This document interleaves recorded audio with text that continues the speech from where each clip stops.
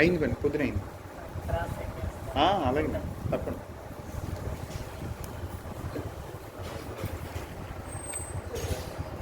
హరి ఓ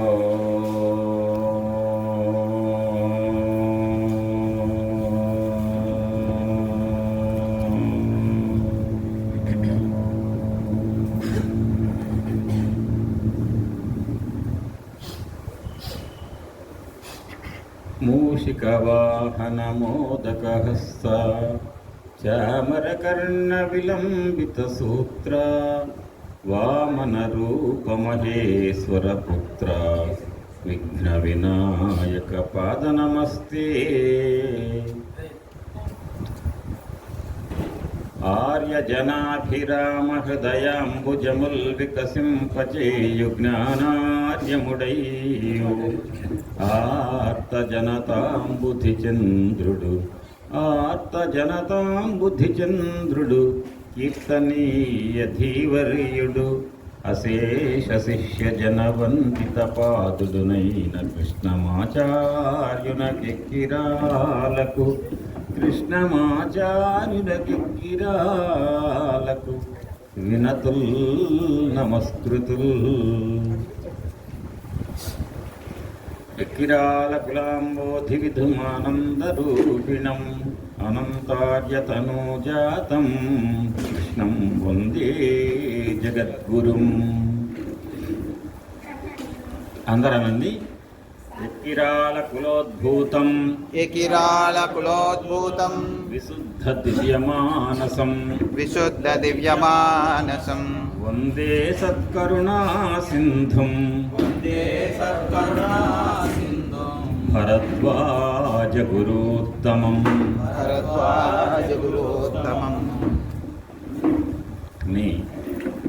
ఈ గొలగమూడి గ్రామంలో వేంచేసి ఉండి కొన్ని దశాబ్దాలుగా ఆర్తులకు ఆర్తిని తీరుస్తూ తన యొక్క అవధూత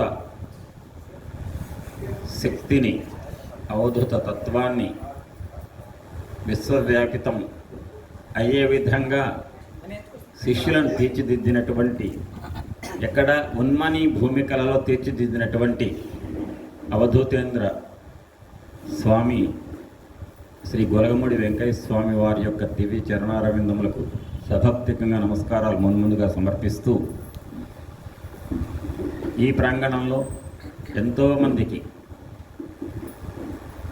విద్యాబుద్ధులు నేర్పటము అంటే, లౌకిక విద్య నేర్పడానికి అనేక మంది గురువులు ఉన్నారు.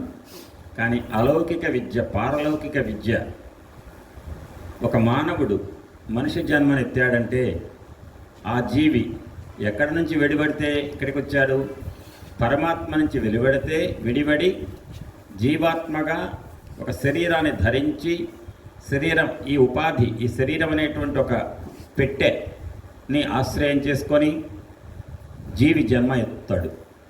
అంటే ఎక్కడి నుంచి వచ్చాడు? పరమాత్మ నుంచి. పరమాత్మ నుంచి విడివడి జీవాత్మగా వచ్చి ఒక శరీరాన్ని ఆశ్రయించి జన్మను గడిపిన తర్వాత ఆ జీవి యొక్క అంతిమ లక్ష్యం ఏది అంటే, ఎక్కడి నుంచి వచ్చాడో అక్కడికి వెళ్ళటం. నేను 3 రోజులు ఉపన్యాసం చెప్పి 2 రోజులు చెప్తా. ఇవాళ రేపు ఎల్లుడి నెల్లూరులో ఉంటా కార్యక్రమం దగ్గర దత్త మందిరంలో.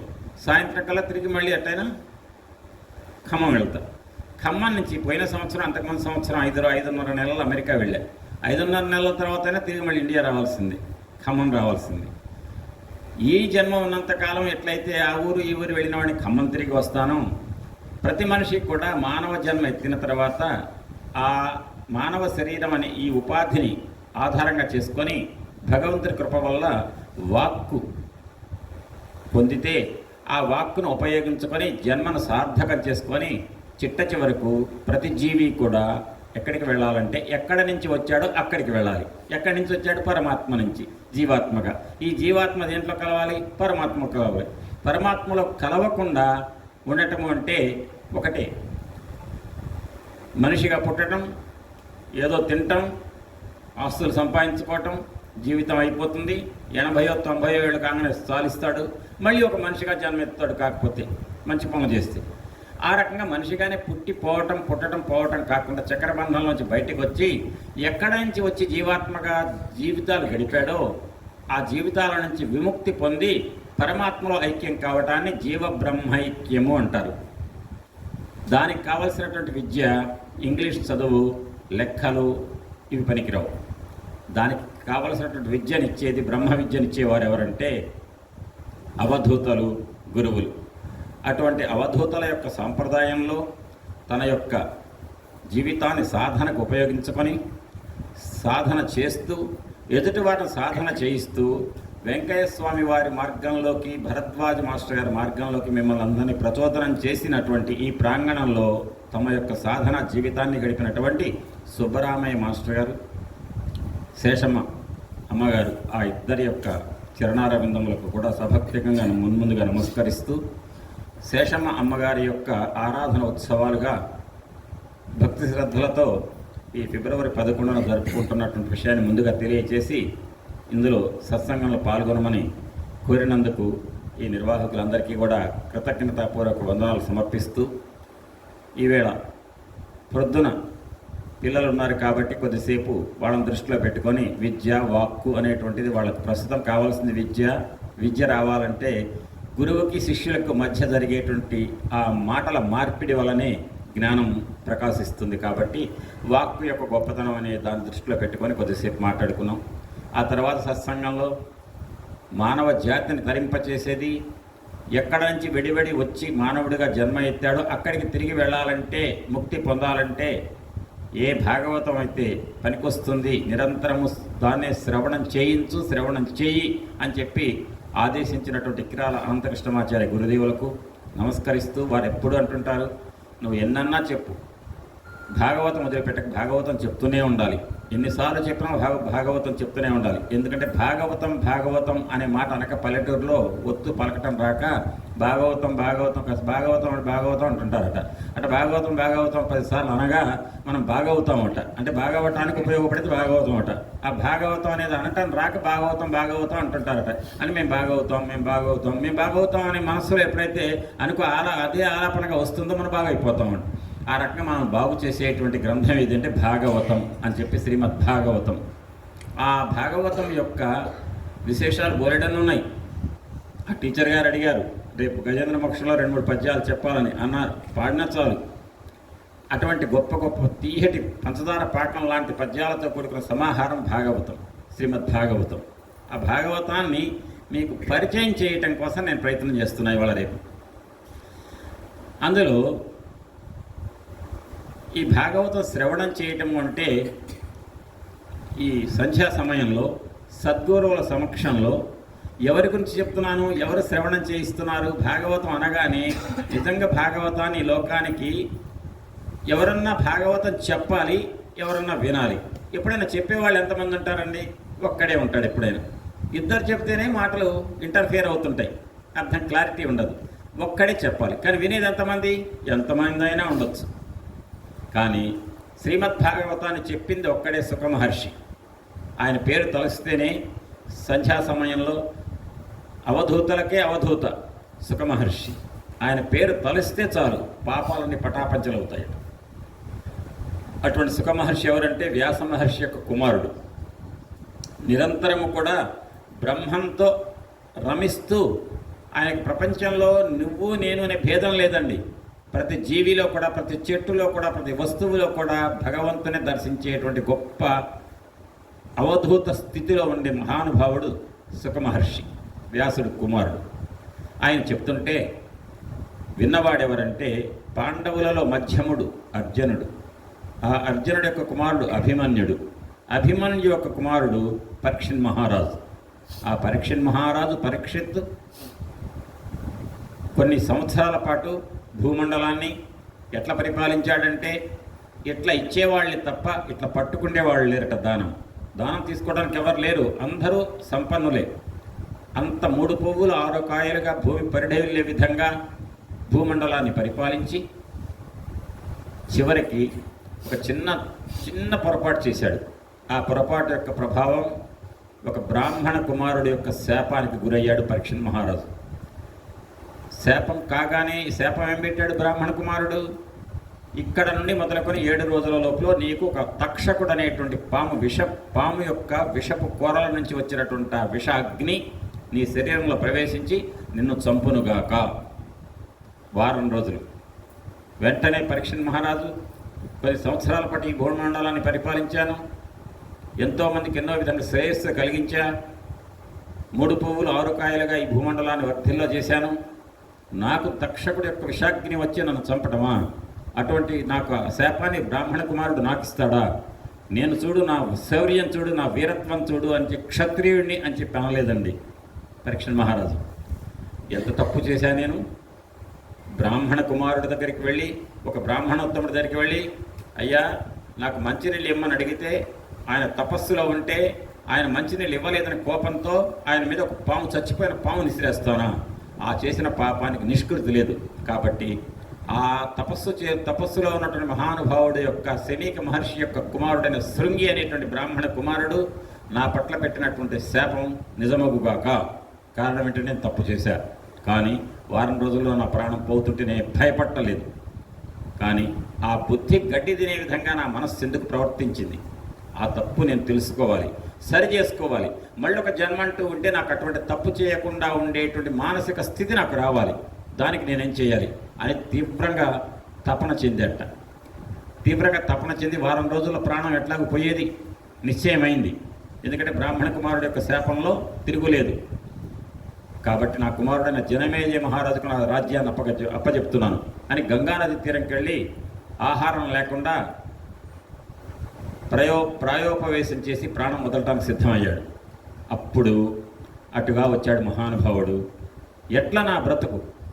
మళ్ళీ ఒక జన్మ అంటూ ఉంటే నాకు ఈ బుద్ధి గడ్డి తినేటువంటి జన్మ నాకొద్దు, ఇటువంటి తప్పులు చేసే జన్మ నాకొద్దు, నాకు మంచి జన్మ రావాలి అంతే అనే ఒకే ఒక కోరికతో పరీక్షణ్ మహారాజు వేదన చెందుతూ గంగానది తీరంలో ఉన్నాడు. అంతే తప్ప నాకు ఎవరు చేస్తారు? ఇప్పుడు మా అందరికి సుబ్రహ్మణ్య సారును, శేషమ్మ గారు, అదేవిధంగా వెంకయ్య స్వామి వారు ఉన్నట్టు అప్పుడు ఆయనకి ఎవరు తెలియదు. అసలు ఎవరు తీరుస్తారా ఆయన యొక్క వేదన అనేటువంటిది ఏమి తెలియదు.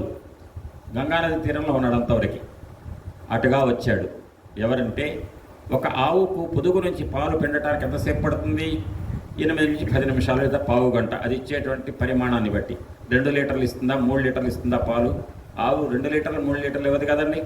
ఆ పొదుగు నుంచి వచ్చేటువంటి పాలు పిండటానికి ఎంత టైం పడుతుందో అంత సమయం మాత్రమే ఒక చోట ఉంటాడు. ఆ సమయం దాటితే వెళ్ళిపోతాడు అక్కడి నుంచి. పొరపాటు అంతకంటే ఎక్కువ సమయం కనుక ఉండేట్టయితే అక్కడ ఉన్న ప్రజలతో అతనికి ఏమైనా బంధం ఏర్పడితే ఆ బ్రహ్మంలో రమించేటువంటి ఆ యోగి తత్వానికి ఎక్కడ ఆటంకం ఏర్పడుతుందో అని చెప్పి ఎక్కడా కూడా నిలకడగా ఆవు పాలు పిండటానికి ఎంత సమయం అంతకంటే ఎక్కువ ఉండడు. అటువంటి మహానుభావుడైన సుఖయోగీంద్రుల వారు అటుగా వచ్చాడు.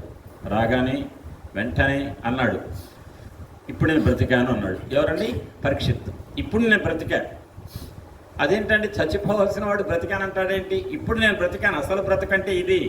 ఎందుకంటే మనిషి యొక్క బ్రతుకు సార్థకత ఏంటంటే ఆ బ్రతుకంటే ఏమిటి, మనిషి అంటే ఏమిటి అన్న తత్వం మొత్తాన్ని తెలుసుకోవడానికి తగిన సమయం ఆసన్నమైంది. మహానుభావుడైన సుఖయోగీంద్రుల వారు వచ్చారని అవధూతోత్తమ మంటి నేడు మిముడాయన్ గంటి మీ వంటి విప్రవరున్ పేర్కొనునంతటన్ భసితమౌ పాపంబు మా బోటికిన్ భవదాలోకన భాషార్చన పద ప్రక్షాళన స్పర్శనాది విధానంబుల ముక్తి చేపడుట చింతింపంగ ఆశ్చర్యమే అంటారు.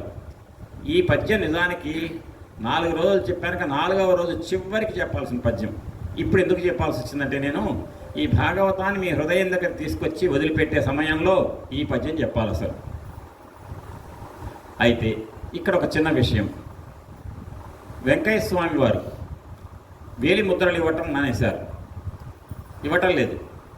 కానీ దర్శనం కూడా ఆ వచ్చినటువంటి భక్తుడి యొక్క స్వచ్ఛత ఎంత ఉందో దాన్ని పట్టిస్తారు, లేకపోతే కసురుకుంటారు. నిత్యం సాయి చరిత్ర పారాయణం చేస్తూ, సాయి లీలామృతాన్ని శోధన చేస్తూ, తన బంధువులనందరినీ కూడా సాయి తత్వంలోకి దింపుతూ, సర్వం సాయిమయం అనేటువంటి స్థితిని మనుషుల యొక్క హృదయాల్లో ప్రొధి చేసినటువంటి భరద్వాజ మాస్టర్ గారి యొక్క కుటుంబ సభ్యులతోటి కలిసి వెంకయ్య స్వామి వారి దగ్గరికి వస్తే, ముద్రలు వేయటమే మానేసిన వెంకయ్య స్వామి వారు ఆరాటంగా పిలిచి, తొందరగా తేండి, పేపర్లు తేండి, ముద్రలు వేస్తా. ఆయనకి ఎందుకంటే అంత ఆరాటం? అంటే ఆయన ముద్రలు వేస్తే ఆయన ప్రచారం జరుగుతుందనే? ఆయన ముద్రలు వేస్తే చాలని ఆరాటంగా ఎదురు చూస్తున్నారు. ఆయన వేయట్లేదు, మానేశారు. ఆ సంగతి సమాజానికి తెలుసు. కానీ ఒక సాయి లీలామృతాన్ని, ఒక సద్గురు చరిత్రను చదివేటువంటి వాడు వచ్చాడంటే ఈ వెంకయ్య స్వామి వారికి ఒళ్ళు తెలవదు, పులకించిపోతారు. ఆహా, అవధూత మార్గంలో మహానుభావులు వీళ్ళు ఇంతమంది సాయి సచ్చరిత్ర చదువుతున్నారా, అవధూత యొక్క చరిత్రలు చదువుతున్నారా అని పొంగిపోయేటువంటి మహానుభావుడు ఎవరంటే వెంకయ్య స్వామి వారు. అటువంటి వెంకయ్య స్వామి వారు భారద్వాజ్ మాస్టర్ గారి యొక్క బృందం రాగానే బంధుమిత్రులంతా కూడా తొందరగా పెట్టండి పేపర్లని వీళ్ళ యొక్క ముద్రలు ఇచ్చినటువంటి వైనం. అంటే అర్థం ఏంటంటే అవధూత యొక్క వైభవం ఏంటంటే వాళ్లకు తెలుస్తుంది ఎప్పుడు ఎవరిని అనుగ్రహించాలి, ఎప్పుడు ఎవరి జీవితాన్ని చరితార్థం చేయాలి. వెంకయ్య స్వామి వారికి దివ్య చరిత్రను బయట పెట్టాలి, సమాజానికి తెలియచేయాలి అని ఆరాటపడ్డారు భరద్వాజ మాస్టర్ గారు. అప్పుడు సుబ్బరామయ్య సార్ ఏం చేశారు? ప్రతిరోజు ఆయన కలిచేడు పనిచేయడానికి వెళ్ళాలి, సైకిల్ వేసుకెళ్ళాలి, మళ్ళీ బస్సు ఎక్కి వెళ్ళాలి కలిచేడు, తిరిగి మళ్ళీ కలిచేడు నుంచి రావాలి, అక్కడి నుంచి ఒంగోలు పోవాలి, ఒంగోలు భారద్వాజ గారి దగ్గర ఇన్ఫర్మేషన్ ఇవ్వాలి, కంపైల్ చేసుకోవాలి, వెంకయ్య స్వామి వారి యొక్క డీటెయిల్స్ విషయాలు ఏమైనా తెలుసుకోవడానికి చేర్చాలి. అవన్నీ కూడా మరి తొందరగా లోకానికి తెలియజేయాలన్న ఆరాటం భరద్వాజ గారి. సుబ్బరామయ్య గారు భరద్వాజ గారికి అందించడం విశేషాలన్నీ కూడా ఈ గొలగముడి ప్రాంతంలో ఉన్న విషయాలను ఈ చేస్తున్న సమయంలో 45 రోజుల పాటు తీవ్రంగా ఆయన ఇన్ఫర్మేషన్ ఇవ్వటం కోసం కలిచేడు రావటం, మధ్యలో నెల్లూరు దిగటం, అటు ఒంగోలు పోవటం, ఒంగోలు నుంచి రావటం, రాత్రి 11ంటికి ఇక్కడికి రావటం, మళ్ళీ ఇక్కడి నుంచి రాత్రి 11ంటికి పడుకోవటం, తెల్లవారుజామున లేచి మళ్ళీ బయలుదేరి పొద్దున్నే వెంకయ్య స్వామి వారి యొక్క దర్శనం చేసుకోకుండా కలిచేరు వెళ్ళరు. ఎవరి కోసం అండి? ఏ అంత 7-8 దాకా పడుకోవచ్చు కదా. తెల్లవారుజామున ఎందుకు అంటే సమాజాన్ని ఉద్ధరించాలనేటువంటి తపనతో మహానుభావులు ఉంటారు, మహాత్ములు ఉంటారు. 45 రోజులు తిరిగి వచ్చిన తర్వాత నాకు తెలిసిన విషయం ఏంటంటే సైకిల్ పంక్చర్ అయిందని చెప్పేసి పంక్చర్ వేసేవాడి దగ్గరికి వెళ్తే ట్యూబ్ నిండా పంక్చర్లు ఉన్నాయి, ఎట నడిపారండి సైకిల్ అని అన్నారట. ఎట్లా ఎన్ని పంక్చర్లు ఉంటే మాత్రం ఆయన యొక్క ఆశిస్తున్నప్పుడు పంక్చర్లు పనిచేస్తాయండి? ఆయన మాయ కప్పుతాడు, అట్లా గాలి బయటికి పోదు ట్యూబ్లో నుంచి. మరి ఇన్ని పంక్చర్లు ట్యూబ్కి ఒక్కరోజు పడవు, ఎప్పుడో పడి ఉంటాయి. మరి ఎట్లా నడుపుతున్నారండి ఇన్ని రోజులు అంటే అదే వెంకయ్య స్వామి. అటువంటి లీలలు ప్రదర్శించే మహానుభావుడు ఆ అవధూత వెంకయ్య స్వామి వారు. ఆయనకు అనుగ్రహం పొందాలంటే రాసి పెట్టి పుట్టాలి, అనుగ్రహం కలగాలంటే దానికి ఏదో జీవితంలో ప్రతిసారి వచ్చిపోతున్న గొలగమూడి నెలకు 5 రోజులు ఇక్కడ 10 రోజులు ఉంటానంటే కూడా కుదరదు. ఆయన అనుగ్రహం కలిగితే ఆయన పిలుచుకుంటారు ఇక్కడ.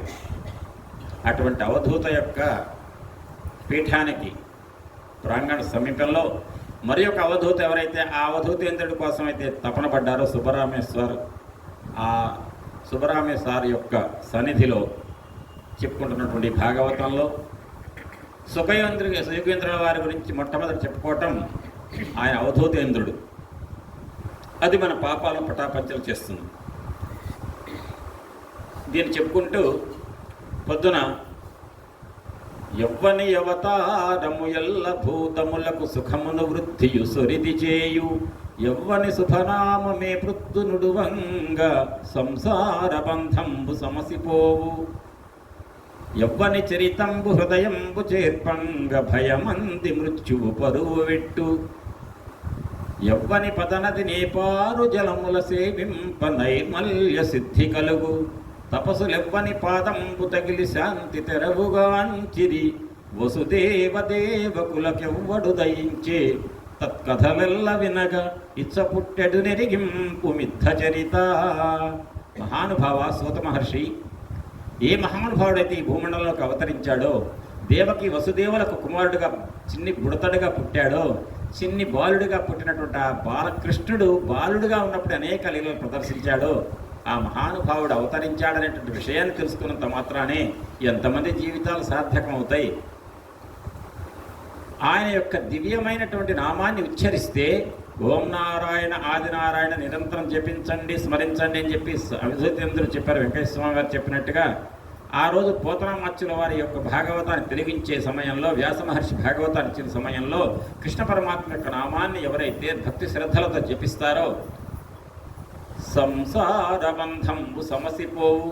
ఈ సంసార బంధాల నుంచి బయటపడాలంటే, పుట్టుట చచ్చుట చక్రబంధాల నుంచి బయటపడి మోక్షం పొందాలంటే ఏ మహానుభావుడి యొక్క దివ్యనామంని భక్తి శ్రద్ధలతో జపించాలో ఏ మహానుభావుడి యొక్క దివ్య చరిత్రను చెవులతో విని ఒక చెవితో వదిలిపెట్టకుండా రెండు చెవుల ద్వారా విని హృదయంలో నిక్షిప్తం చేసుకొని దాన్ని ఆకళింపు చేసుకొని ఆ ధర్మాన్ని అనుష్ఠించాలి, ఆచరించాలనే తపన పడతామో ఎవరి యొక్క చరిత్ర ఎవ్వని చరితంబు హృదయంబు చేర్పంగ భయమంది మృత్యువు పరువు పెట్టు.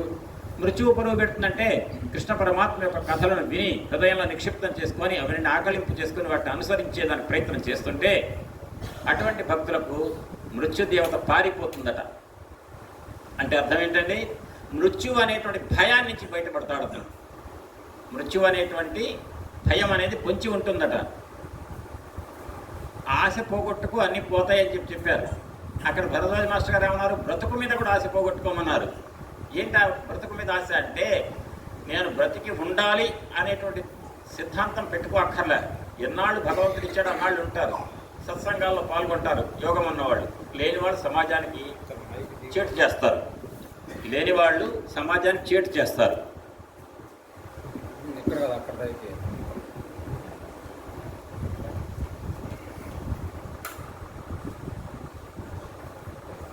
అయితే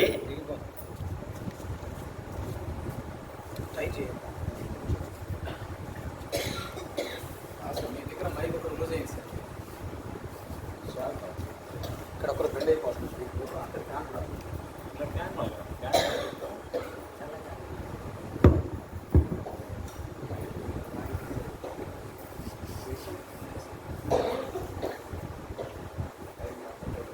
ఏ మహానుభావుడి యొక్క చరిత్రను చెవులతో వినటమే కాక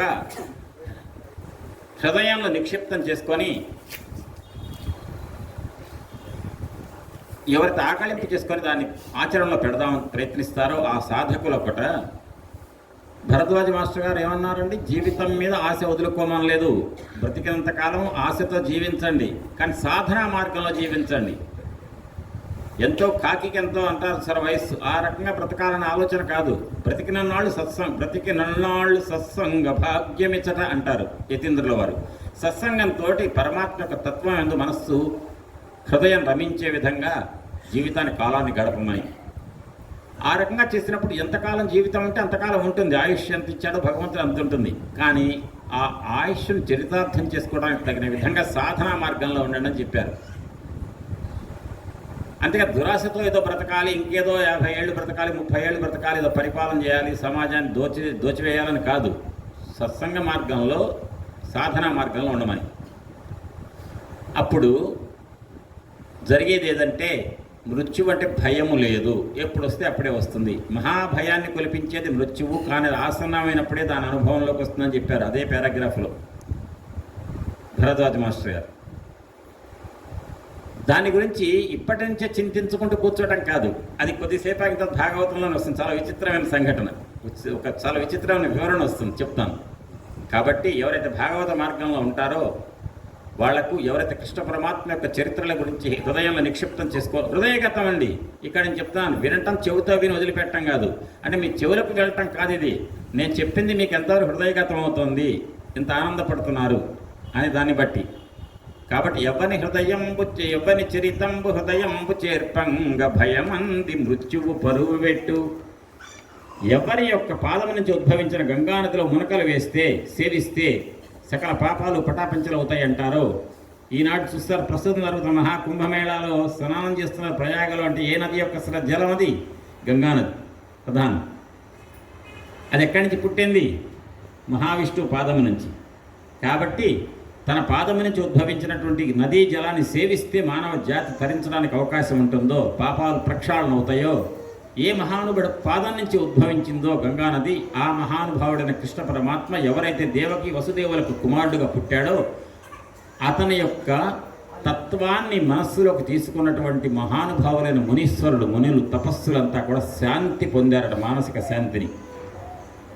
శాంతి తెరవుగా అంచిరి వసుదేవదేవకులకు ఎవ్వడు దయించి. ఎవరైతే దేవకి వసుదేవులకు కుమారుడుగా పుట్టాడో అటువంటి మహానుభావుడి యొక్క కథలు, తత్కథలెల్ల వినగా ఇచ్చ పుట్టెడు నెరిగింపు మిథ చరిత. అంటే అటువంటి కథలు వినాలని నా మనసు బాగా కోరుకుంటుందయ్యా, కాబట్టి నాకు వినిపించు మహానుభావ సూత అని అడిగారు శౌనకాదు మహర్షి. అప్పుడు అడుగుతూ ఇంకొక మాట ఏమన్నారు తెలుసా అండి? ఇక్కడ వినండి. మనిషి అంతా కూడా, మనిషి అన్నవాడు మీకు దగ్గరలోనే కాళహస్తీశ్వరుడు ఆ లింగాన్ని మొట్టమొదటి దర్శించిన మహానుభావుడు ఎవరు? భక్త కన్నప్ప. ఆయన వేటాడటానికి ఉడుమూరు నుంచి వెళ్ళాడు. పందిని కొట్టబోయాడు. కలలో పంది వచ్చింది. ఆ పందిని చంపాలని ప్రయత్నించాడు. బాణం వేశాడు. భక్త కన్నప్ప వేసిన బాణం తిరిగి ఉంటుందండి? ఎవరైనా క్రితం జన్మలో భక్త కన్నప్పగా పుట్టడానికి ముందు ఆయన ఎవరు? క్రితం జన్మ ఎవరైనా అర్జునుడు. పాండవ మధ్యపడైన అర్జునుడే భక్త కన్నప్పగా పుట్టాడు. మరి అర్జునుడు యొక్క బాణానికి గురి తప్పుతుందా? తప్పదు. భక్త కన్నప్ప కూడా గురి తప్పదు. కానీ ఒక్కసారి గురి తప్పిందట, పంది మాయమైపోయిందట. పంది మాయమైందని చూస్తే అటు ఒక్క శివలింగం కనపడిందట. అప్పుడంట దుర్జటి మహాకవి, సంతోషంబునగాంచ తిన్నడు సమస్త వ్యాపకానంత వేదాంత స్థాపిత చిన్మయాంగము అవిద్యాద్వాంత సంతాన సంక్రాంత స్వాంత నిశాంత జంతు సుఖమార్గ ప్రాపక భంగరుత్కాంతాపాంగము దివ్యలింగము వివిక్త ధ్యేయ నిర్లింగమున్ అంటాడు. అక్కడంత పెద్ద మాట పెట్టాడండి దుర్జటి గారు. అవిద్యాద్వాంత సంతాన సంక్రాంత స్వాంత నిశాంత జంతు సుఖమార్గ ప్రాపక భంగరుత్కాంతాపాంగము. ఆ శివుడు శివలింగం ఎటువంటిదంటే చీకట్లు పోగొట్టేదట. ఎటువంటి చీకట్లు పోగొట్టేది? ఇంకా కొద్దిసేపట్లో వస్తుంది. చెప్తున్నా కదా, భాగవతాన్ని 2 రోజులు చెప్పాలా, 20 రోజులు చెప్పినా కూడా నడుస్తుంది, ఇంకా నడవదు. ఎటువంటిదంటే ఆకాశానికి భూమికి మధ్యలో చీకటి ఉంది. ఇవాళ మధ్యాహ్నం మనం మాట్లాడుకున్నాం. అప్పుడు ఏమైనా లైట్లు అవసరం వచ్చినాయా? ఇప్పుడు లైట్లు అవసరం వచ్చినాయి. అంటే అర్థం ఏంటి? 12 గంటలు కనుక పగటిపూట సూర్యుడు కనుక మనకి అందుబాటులో ఉంటే, ఆయన కాంతిని అనుభవిస్తే వెలుగు. సాయంకాలం కాగానే ఎక్కడికి పోడు సూర్యుడు, మనకు కనపడట్లేదు అంతే. ఇప్పుడు పశ్చిమ దేశాలకు కనపడుతుంటాడు కదా, అమెరికా వాళ్ళకి సూర్యోదయం అవుతుంది కదా. కానీ సూర్యుడు ఏమైనా నశించాడా? ఆయనకి నాశనం ఎందుకు ఉంటుందండి? ఆయన భగవంతుడు, భగవత్ తత్వం, భగవంతుడి యొక్క చైతన్యం యొక్క కొండది. అటువంటి సూర్యభగవానుడు ఒక్కసారి అస్తమించగానే లోకం మొత్తం కూడా చీకటి ఆవరిస్తుంది. ఈ చీకటిలో మనం ప్రభుత్వం వారు ఏర్పాటు చేసిన ఈ విద్యుత్ సరఫరా కానివ్వండి, మనం పెట్టుకున్నటువంటి కృత్రిమంగా పెట్టుకున్న కొవ్వొత్తులు కానీ, ఈ దీపాలు పెట్టుకోవటం ద్వారా చీకటి నుంచి జయించి మనం వస్తువులు కనపడేట్టుగా చేసుకుంటున్నాం. పొరపాటున ఏదైనా కొవ్వొత్తి లేదు, అగ్గిపొల లేదు, కిరసనాయిల్ ల్యాంపు లేదు, కరెంట్ సప్లై లేదు, చీకటి. ఎట్లా? అగ్గిపొల కూడా లేదు, ఏది లైటర్ లేదు, ఏది లేదు. ఏం చేస్తాం అప్పుడు? సార్ వేణుగోపాలరావు సార్, ఎట్లా సార్ ఈ రోజు రాత్రి ఓపిక పట్టండి, నేను మాత్రం ఏం చేస్తాను, నేనేమో సృష్టిస్తాను నిప్పుని, ఒక 10 గంటలు ఓపిక పట్టండి, తర్వాత 6ంటికల్లా వస్తుందంటారు. 6ంటికి మీరు ఎవరన్నా లేదు వేణుగోపాలరావు సార్ ఇట్లా అంటారా, వెలుతురు రాకుండా చేయాలి అని చెప్పి మనం ఎవరైనా ప్రయత్నం చేస్తే 10 గంటల తర్వాత ఎవరన్నా ఆపగలుగుతారా? సూర్యుడు తూర్పును ఉదయించగానే వెంటనే వద్దన్నా వస్తుంది కదా వెలుతురు. అంటే ఒక 10 గంటలు మాత్రమే చీకటినిచ్చేటువంటి చీకటి ఈ చీకటి. అది మాంసపు కళ్ళతో చూడగలిగేటువంటి చీకటి, భూమి ఆకాశం మధ్యలో ఉండే చీకటి. అది ఎంతండి? 12 గంటలు ఎక్కువ మళ్ళీ వెలుతురు వస్తుంది. కానీ లోపల ఒక చీకటి ఉంటుందట. ఈ చీకటి ఎట్టా అంటే జన్మలుగా మోసుకొస్తున్నాం ఆ చీకటిని. ఈ జన్మ కాదు, క్రితం జన్మ కాదు, వేల జన్మల నుంచి మోసుకొస్తున్న చీకటి ఒకటి లోపల ఉంటుంది. ఆ చీకటినే అచ్చపు చీకటి అంటారు. ఆ అచ్చపు చీకటికే ఇంకొక మాట అవిద్య, ఇంకొక పేరు అజ్ఞానం. మీరు అనొచ్చు అవిద్య అంటే అదేంటి సార్, మేము బీటెక్ ఎంటెక్ చదివాం. ఈ బీటెక్ ఎంటెక్ని విద్య అనరు, విజ్ఞానం అంతే. విద్య అంటే ఏంటంటే భగవంతుడి యొక్క తత్వం. ఇప్పుడు వెంకయ్య స్వామి వారు, కాటి రామస్వామి గారు ఎడ్ల బండి కొంటా అన్నారు. అనగానే ఆయన ఏమంటారు ఒక మాట, ఆయన భాషలో ఆయన చాలా విచిత్రమైనటువంటి ఈ పడికట్టు లేకపోతే పొడి మాటలు అంటారు కదా. ఆ బండి ఇరుసుల్లో పుంజులు పోట్లాడుకుంటున్నాయా అంటారు. అనగానే ఏంటి అర్థం? అదొక లాభం లేదు. మరి ఎక్కడ కొనాలండి స్వామి? ఫలానా ఊరెళ్ళు, ఆ చెట్టు కింద ఉంటారు, బండి ఉంటుంది. ఆ బండి మీద ఎవరున్నారో కూడా అడిగితే చెప్తారు. ఎప్పుడు? 15 రోజుల తర్వాత. ఇప్పుడు వచ్చే ఇంకొక నిమిషం తర్వాత ఏంటనేది మనం చెప్పలేము. ఇప్పుడు ఈ సెకండ్లో నేను చెప్పేది వినటానికి కూడా ఎంతమందికి ఎక్కుతుందనేది కూడా, అంటే ఇక్కడ ఈ అవధూతల దగ్గర ఉన్నప్పుడు ఎక్కడికి ఏమవుతుందండి, ఇంకెక్కడో 200 మంది వింటున్నారు. 200 మందిలో 10 మందికైనా ఎక్కకపోవచ్చు. అంటే చెబుతున్న వర్తమానంలో చెప్పిన మాట ఎక్కకపోవచ్చు. కానీ రాబోయే 15 రోజుల తర్వాత ఫలానా చెట్టు కింద ఉన్న బండి ఎంత కొంటారో కూడా చెప్తారు స్వామి. ఎట్లా చెప్తారు ఆయన అంటే ఆయన కాలాతీతుడు. ఆయన కాలం ఏం చేయదు, ఆయన్ని రాబోయేది కూడా గ్రహించగలుగుతారు. ఆ గ్రహించడానికి తగినటువంటి కుండలేని శక్తి ఉన్మని భూమికలలో ఉంటుంది అవధూతలకు. దాన్ని బట్టి రాబోయే భవిష్యత్తును గ్రహించి చెప్తారు. అటువంటి శక్తి వాళ్ళకు ఉంటుంది. మానవుడిగా మనం మన ప్రజ్ఞ ఎంతవరకు ఉంటుందంటే ప్రస్తుత వర్తమానంలో చెప్పేది వినటం, దానికి సంబంధించిన సమాధానం చెప్పడం అంతవరకే ఉంటుంది. భూతకాలంలో జరిగినవి కూడా కొన్ని మర్చిపోతాం, గుర్తుండవు. రాబోయేదని అసలు గ్రహించలేము మనం సాధారణ మానవులకు అవధూతలకు ఉన్న భేదం అది. వాళ్ళు నిరంతరం ప్రజ్ఞ భగవంతుడితో అనుసంధానం అయి ఉంటుంది. అటువంటి అవధూతల యొక్క ప్రాంగణంలో మనం చెప్పుకుంటున్నటువంటి భాగవతంలో ఒక రాబోయే భవిష్యత్తును కూడా చెప్పారు అంటే వాళ్ళు ఎంత ప్రజ్ఞతోటి భవిష్యత్తును దర్శిస్తున్నారు.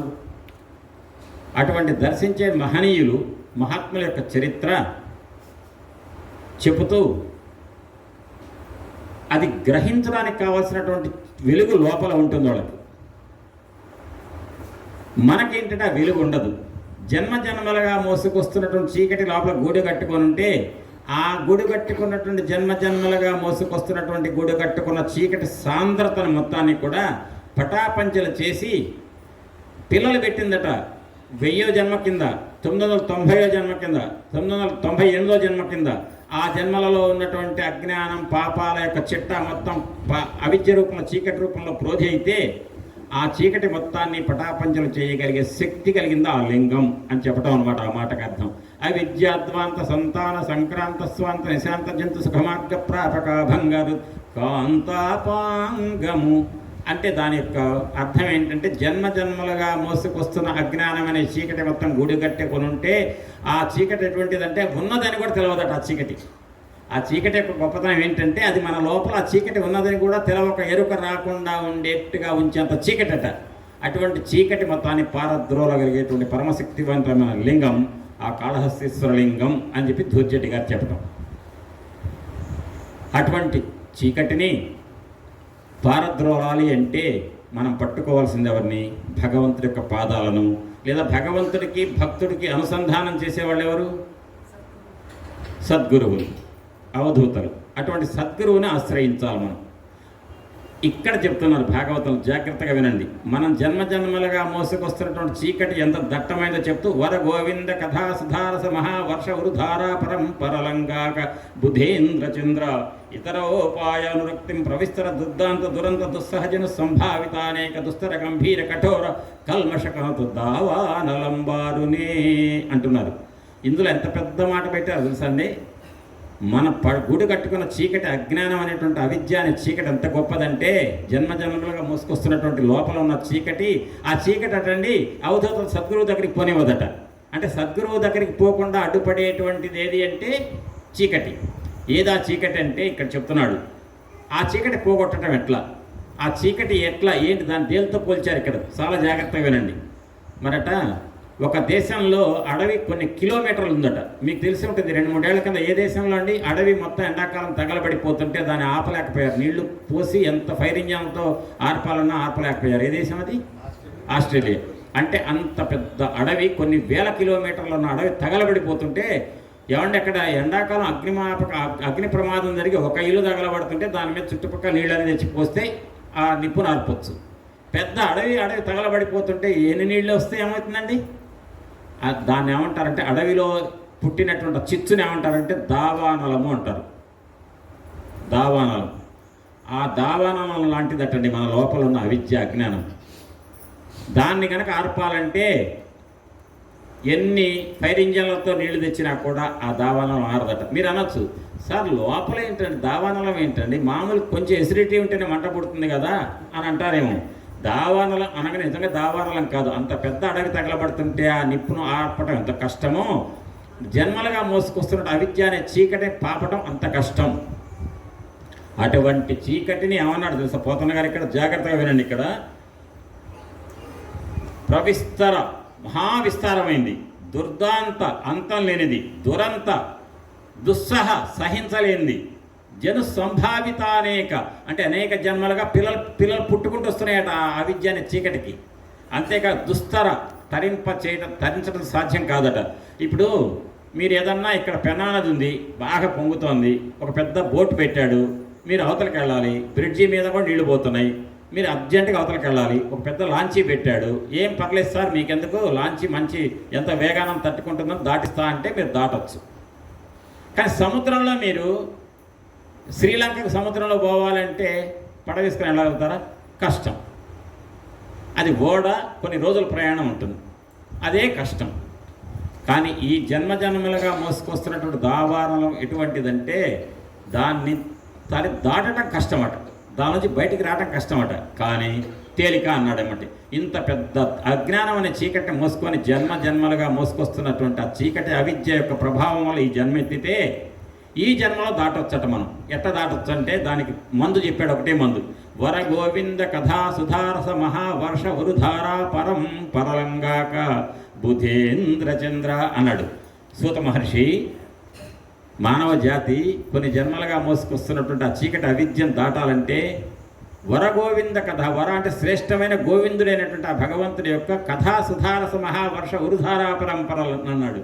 అంటే గోవిందుడు అనేటువంటి శ్రీ మహావిష్ణువు యొక్క గొప్ప కథాసుధలు, కథ అనే అమృత ప్రవాహాన్ని కనుక చెవులారా వింటే, అంటే భాగవతం వింటే అని అర్థం.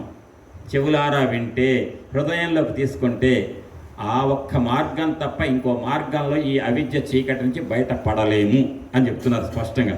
వర గోవింద కథా సుధారస మహావర్ష ఉరుధారా పరంపర అంటే ఏంటండి? జడివానట.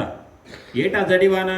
కృష్ణ కథలు అనేటువంటి భాగవతం అనేటువంటి కృష్ణ భక్తుల యొక్క కథల యొక్క సమాహారమైనటువంటి భాగవత కథలు శ్రవణం చేయడం తప్ప నాకు ఇంత ఆర్టిఫిషియల్ ఇంటెలిజెన్స్ ఉంది, ఇవన్నీ కుదరవు. ఈ మేధాశక్తి, కృత్రిమ మేధాశక్తి పనికిరాదు. ఒక్కటే సరెండర్ అవ్వటం. అయ్యా వెంకయ్య స్వామి మమ్మల్ని కాపాడు, నీకు నేను సరెండర్ అవుతున్నా. మరి 19 పంచాల్లో ఉన్నటువంటి ట్యూబ్లో ఆయన ఎట్ట తిరిగారండి సుబ్బరామయ్య గారు? ఎడ తిరిగారంటే ఆయన ఏం లేదు, వెంకయ్య స్వామి గారికి సరెండరెన్స్. భరద్వాజ్ గారు చెప్పేది వింటాం, నమ్మటం, విశ్వాసం, అంతే. అంటే గురువు చెప్పిన మాట మీద విశ్వాసం ప్రకటించారు, ఆయన సరెండర్ అయ్యారు, ప్రణిపాతం చేశారు, అప్పుడు గురువు అనుగ్రహించారు. గురువు అనుగ్రహించిన తర్వాత ఆయన చేయలేని పని ఏముందండి లోకంలో? సద్గురువు యొక్క అనుగ్రహంగా లభిస్తే ఆ అనుగ్రహం తప్పితే సుబ్బరామయ్య సార్ ఏదైనా పెద్ద పదవికి పోటీ చేసి తద్వారా వెంకయ్య స్వామి గారికి ఏమన్నా చేకూర్చి పెట్టారా? ఏం చేకూర్చి పెట్టలే. స్వామి నువ్వు చెప్పింది నేను వింటాను అని పరమ విశ్వాసాన్ని హృదయంలో చూపించి ఆయనకి ప్రణిపాతం చేశారు. కాబట్టి ఆయన ఏదైనా చేయగలిగారు. ఆయన అనుకున్న పని సమాజ హితమైన పని, మళ్ళీ సమాజ శ్రేయస్సు కాకుండా సమాజానికి చెడు చేసే పని అయితే అనుగ్రహం దొరకదు, సద్గురువుల దగ్గర చేశారు. అదే రకం మనల్ని మనం ఉద్ధరించుకోవడానికి కూడా భాగవత కథలు వింటే ఇంత భయంకరమైనటువంటి లోపల ఉన్న దావానాలు అనేటువంటి పెద్ద కార్చిచ్చు అనేటువంటి జన్మలుగా మోసుకొస్తున్నటువంటి అవిద్యని చీకటిని ఆర్పాలి అంటే ఈ కృష్ణ భక్తుల యొక్క కథల యొక్క సమాహారంలో భాగవత కథలో ఉన్న అమృతాన్ని చెవులారా విని హృదయంలో నిక్షిప్తం చేసుకుంటే హృదయం అంత తడిసిపోతుందట. అప్పుడు లోపల జన్మలుగా మోసుకొస్తున్న అవిద్యని చీకటి పోతుందట. అవిద్య చీకటి పోయిందనుకోండి, హృదయం ఏమవుతుంది? అవిద్యని చీకటి, దట్టమైన చీకటట లోపల. ఆ చీకటి పోయింది, హృదయం ఏమవుతుంది? వెలుగుతూ ఉంటుంది. ఇక్కడ వినండి, ఒక మాట చెప్తాను. కృష్ణుడు ఎట్టుంటాడండి? ఏ రంగులో ఉంటాడు? నల్లనివాడు, పద్మనయనములవాడు, కృపారసమ్ముపై జల్లెడివాడు, మౌళి పరిసర్పిత పింఛమువాడు, నవ్వు రాజుల్లెడి మోమువాడు, ఒకడు చెల్వల మానధనమ్ము తెచ్చెవో మలియలారా, మీ పొదల మాటున లేడు గదమ్మ చెప్పరే అని గోపికలు అంటారు కదా. అంటే ఎట్లాంటి ఏ రంగులో ఉంటాడండి కృష్ణుడు? నల్లగా ఉంటాడు. ప్రతి మనిషిలో కూడా లోపల హృదయంలో ఇక్కడ నుంచి 3 అంగుళాలు, ఇక్కడి నుంచి 3 అంగుళాలు తీసుకుంటే ఈ మధ్య ఈ హృదయ స్థానంలో ఉండే ప్రాణశక్తి ప్రతి మనిషికి ఎవరైనా కృష్ణుడే. ప్రతి మనిషి హృదయంలో కూడా కృష్ణుడు ఉంటాడు. ఎట్టుంటాడు? ఏ రంగులో ఉంటాడు? ఆయన నల్లగా ఉంటాడు. వినండి జాగ్రత్తగా. లెక్కలు మాస్టర్ లెక్కలు చెప్తున్నారు. బోర్డు ఉంది, ఆ బోర్డుకి ఏ పేరు పెట్టారు? దాన్ని ఏ బోర్డు అంటారు? దాన్ని పేరే బ్లాక్ బోర్డు. అంటే బోర్డు ఏ రంగులో ఉండాలి? నల్లగా ఉండాలి. దాని మీద లెక్కలు గీతలు గీస్తుంటే గీతలు దేంతో గీయాలి? ఏ రంగుతో గీయాలి? తెల్లడిది. కానీ అనుకోకుండా ఆ బోర్డు తెల్లది దొరికిందట. తెల్ల బోర్డే దొరికిందట, నల్ల బోర్డు దొరకలే. బ్లాక్ బోర్డు, వైట్ బోర్డు దొరికింది. దాని మీద చాక్ పీస్ తీసి గీతలు గీస్తున్నాడు. మీకు కనపడతాయా? కనపడవు. అప్పుడు ఏం చేయాలి మీరు? ఆ బోర్డుకి బ్లాక్ అన్నా రంగు వేయాలి. లేదా చాక్ పీస్ని నల్ల చాక్ పీస్ తేవాలి, బొగ్గు ముక్క, అంతే కదా. ఇప్పుడు చెప్పండి, ఇది బోర్డు, మన హృదయం అనేది బోర్డు. లోపల ఉన్నటువంటి అక్షరం ఎవరు? గీత, కృష్ణుడు. కృష్ణుడు నల్లగా ఉన్నాడు. ఈ బోర్డు ఎట్టుంది? లోపల నల్లగానే ఉంది. ఏంటి? జన్మ జన్మలుగా మోసుకొస్తున్నటువంటి అజ్ఞానం అనే చీకటి ఉంది కదా లోపల, భయంకరమైన చీకటి. మన హృదయం లోపల చీకటే ఉంది. కృష్ణుడు నల్లటి వాడే. మరి రెండు నల్లగంటే కనపడతాడా? కాబట్టి ప్రతి మనిషి లోపల ఉన్న ప్రాణశక్తి అనే కృష్ణుడిని దర్శించాలంటే, అనుభవంలోకి తెచ్చుకోవాలంటే హృదయం ఎట్టుండాలి? కృష్ణుడు నల్లగా ఉన్నాడండి. కృష్ణుడిని మీ వల్ల అవుతున్నా నల్ల నుంచి తెల్ల చేయటం? చేయలేరు కదా. కృష్ణుని రంగు మార్చడం మీ వల్ల కాదు. ఇక మీ చేతిలో ఉంది ఎవరు? మీ అంటే నేను మిమ్మల్ని కాదు, నాది కూడా. మన చేతిలో ఉంది దేన్ని తెల్లబరుచుకోవటం? హృదయాన్ని తెల్లబరుచుకోవటం. హృదయంలో తెల్లబరుచుకోవటం అంటే ఏంటండి? హృదయం లోపల కొన్ని జన్మలుగా మోసుకొస్తున్నట్టు అవిద్య అనే చీకటి గాఢాంధకారం ఉంది. ఆ అంధకారం చీకటిని పోగొట్టాలి. పోగొట్టడం అంటే అర్థం ఏంటి? అంధకారం అంటే ఏంటండి? ఏదో నలుపు రంగు కాదు, ఎదుటి మనుషుల పట్ల ఈర్ష్య. నాకు రాలేదని కాదు, వాడికి ఉన్నదే అని బాధ, దాన్ని అసూయ అంటారు. ఆ ఓర్వలేని తనం ఏదైతే లోపల ఉందో దాన్ని అవిద్య అంటారు, చీకటి. దాన్ని కాస్త పోగొట్టుకోవాలి. పోగొట్టుకొని ఎదుటి వాళ్ళకి ఏమన్నా నేను ఏడవను, నాకు ఇదే, ఈ జన్మకు నాకు ప్రాప్తించింది ఇదే, సద్గురువు కృప వల్ల నాకు ఇదే వచ్చింది అనే బుద్ధి వచ్చిందనుకోండి, అటువంటి మనిషి తరిస్తాడా లేదా? తరిస్తాడు. అదే ఎదుటి వాళ్ళ మీద ఏడవటమే పనిగా పెట్టుకున్న మనిషి ఉన్నాడు అనుకోండి, వాడికి ఏంటి వచ్చేది? చివరికి ఏడుపోలు వచ్చేది రోగాలే, అంతే కదా. అంటే ప్రతి మనిషి కూడా ఎదుటి వాళ్ళ పట్ల మంచి భావంతో ఉండకుండా ఎదుటి వాళ్ళకి ఈర్ష్యా భావంతో ఉన్నప్పుడు లోపల ఏమున్నట్లు లెక్కండి? అవిద్య అనే చీకటి ఉంది. దాన్ని కనుక పోగొట్టుకోవాలి. కృష్ణుడు కనపడాలి. కృష్ణుడు నల్లగా ఉన్నవాడిని ఎవరు మనం మార్చలేము, కృష్ణుడు నలిపే. ఆ నల్లటి కృష్ణుడు లోపల కనపడాలంటే మన హృదయాన్ని తెల్లబరుచుకోవాలి. హృదయాన్ని తెల్లబరుచుకోవాలంటే లోపల ఉన్న కల్మషాలు పోగొట్టుకోవాలి. లోపల ఉన్న కల్మషాలు అంటే ఏంటి? కృతజ్ఞత, అటువంటి దోషాలు. ఆ కృతజ్ఞత అంటే ఏంటి? వెంటనే ఇవాళ ప్రసాద్ గారు ఒక పని చేసి పెట్టారు, రేపే మర్చిపోతా, అసలు గుర్తుండదు. ఎన్నిసార్లు చేస్తాడు ఆయన? ఎన్నిసార్లు చేసినా మర్చిపోతూనే ఉంటా. కానీ దోషంగా పరిణమించి లోపల అవిద్యను చీకటిగా. కానీ సద్గురువులను ఆశ్రయించినప్పుడు ఏమొస్తుందంటే, బోధ ఏమొస్తుందంటే మనకి, అరే ఫలానా సమాజంలో వాళ్ళు సహాయం చేస్తున్నప్పుడు గుర్తుపెట్టుకొని వాళ్ళ పట్ల కృతజ్ఞతతో ఉండి కృతజ్ఞత దోషం అంటించుకోకు అంటారు. అంటే సద్గురువుల బోధ వల్ల మన హృదయంలో మాలిన్యం తొలుగుతుంది. నల్లటి హృదయం కాస్త తెల్లగా మారుతుంది. చెప్పండి, కృష్ణుడు నల్లగా ఉన్నవాడిని ఎవరిని మార్చలేము. మన హృదయాన్ని మాత్రం నల్లగా ఉన్న హృదయాన్ని తెల్లగా మార్చుకోగలిగాం. ఎవరి ద్వారా మార్చుకోగలిగాం? ఎవరి బోధల వల్ల? సద్గురువుల బోధ వల్ల హృదయం తెల్లగా అయింది. అప్పుడు ఆటోమేటిక్గా దానంతట అదే ఎవరిని దర్శించగలుగుతాం? హృదయంలో ఉన్న ప్రాణశక్తిని, కృష్ణుడిని దర్శించగలుగుతాం. ఇప్పుడు చెప్పండి, లోపల జన్మ జన్మలుగా మోసుకొస్తున్నటువంటి అవిద్య అనే చీకటి అనేటువంటి పెద్ద చీకటి గాఢాంధకారం నుంచి బయటపడి మనిషి తరించాలి, ముక్తి పొందాలంటే, లోపల అడ్డుగా ఉన్నటువంటి చీకటి పోవాలంటే ఎవరి కృప మనపై వర్షించాలి? సద్గురు కృప. ఆ సద్గురు కృపతో పాటుగా సద్గురువు చెప్పింది ఏంటంటే, సుబ్బరామయ్య సార్ పుస్తకంలో బోధామృతంలో కూడా చెప్పింది, మహాత్ముల యొక్క చరిత్ర పారాయణం చేయమన్నారు. మహాత్ముల యొక్క చరిత్రను పారాయణం చేయమన్నారు అంటూ ఒక మాట అన్నారు. సుఖ మహర్షి చెబితే పరీక్షణ్ మహారాజు వినలేదా భాగవతాన్ని? ఆ విధంగా వినాలి అన్నారు. ఏంటి ఆ భాగవతంలో ఉంది?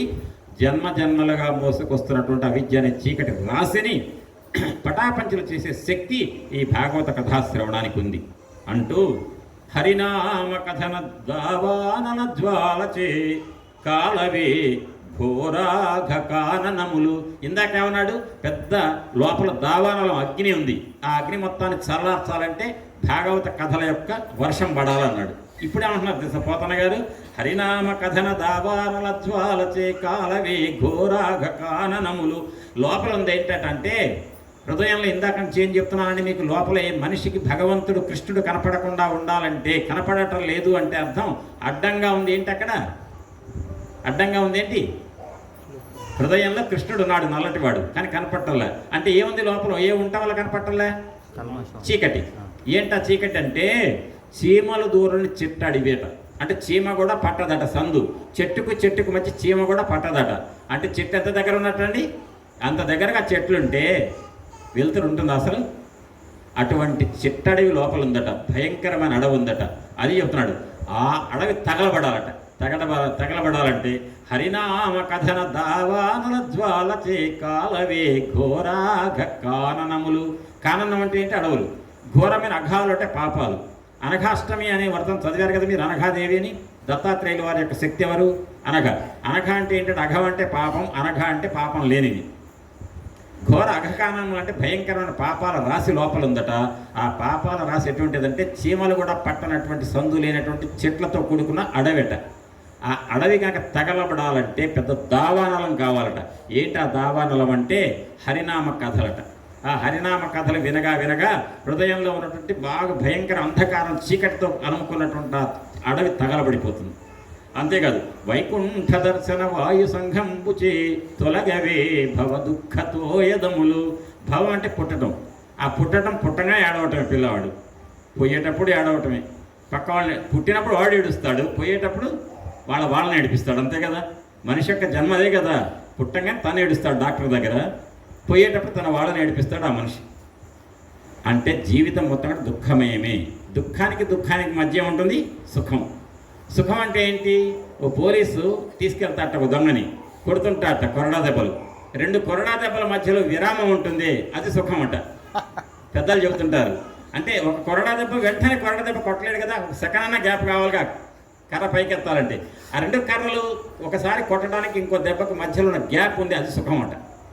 అంటే ఆ రకంగా ఇక్కడ వైకుంఠ దర్శన వాయు సంఘంబుచే తొలగవే భవ దుఃఖతోయదములు అంటే వైకుంఠుడు అనేటువంటి ఆ విష్ణుమూర్తి యొక్క దర్శనం ఏదైతే హృదయంలో చేస్తామో అది భవదుఃఖతోయదములు. అంటే ఏంటంటే పుట్టుట చచ్చుట అనే సంసార బంధం అనేటువంటి మేఘాలన్నీ కూడా కారు మబ్బులు కమ్ముకుంటే వాటిని చెడగొట్టాలంటే విదలగొట్టాలంటే పెద్ద గాలి ఏదంటే వైకుంఠుడి యొక్క దర్శనం.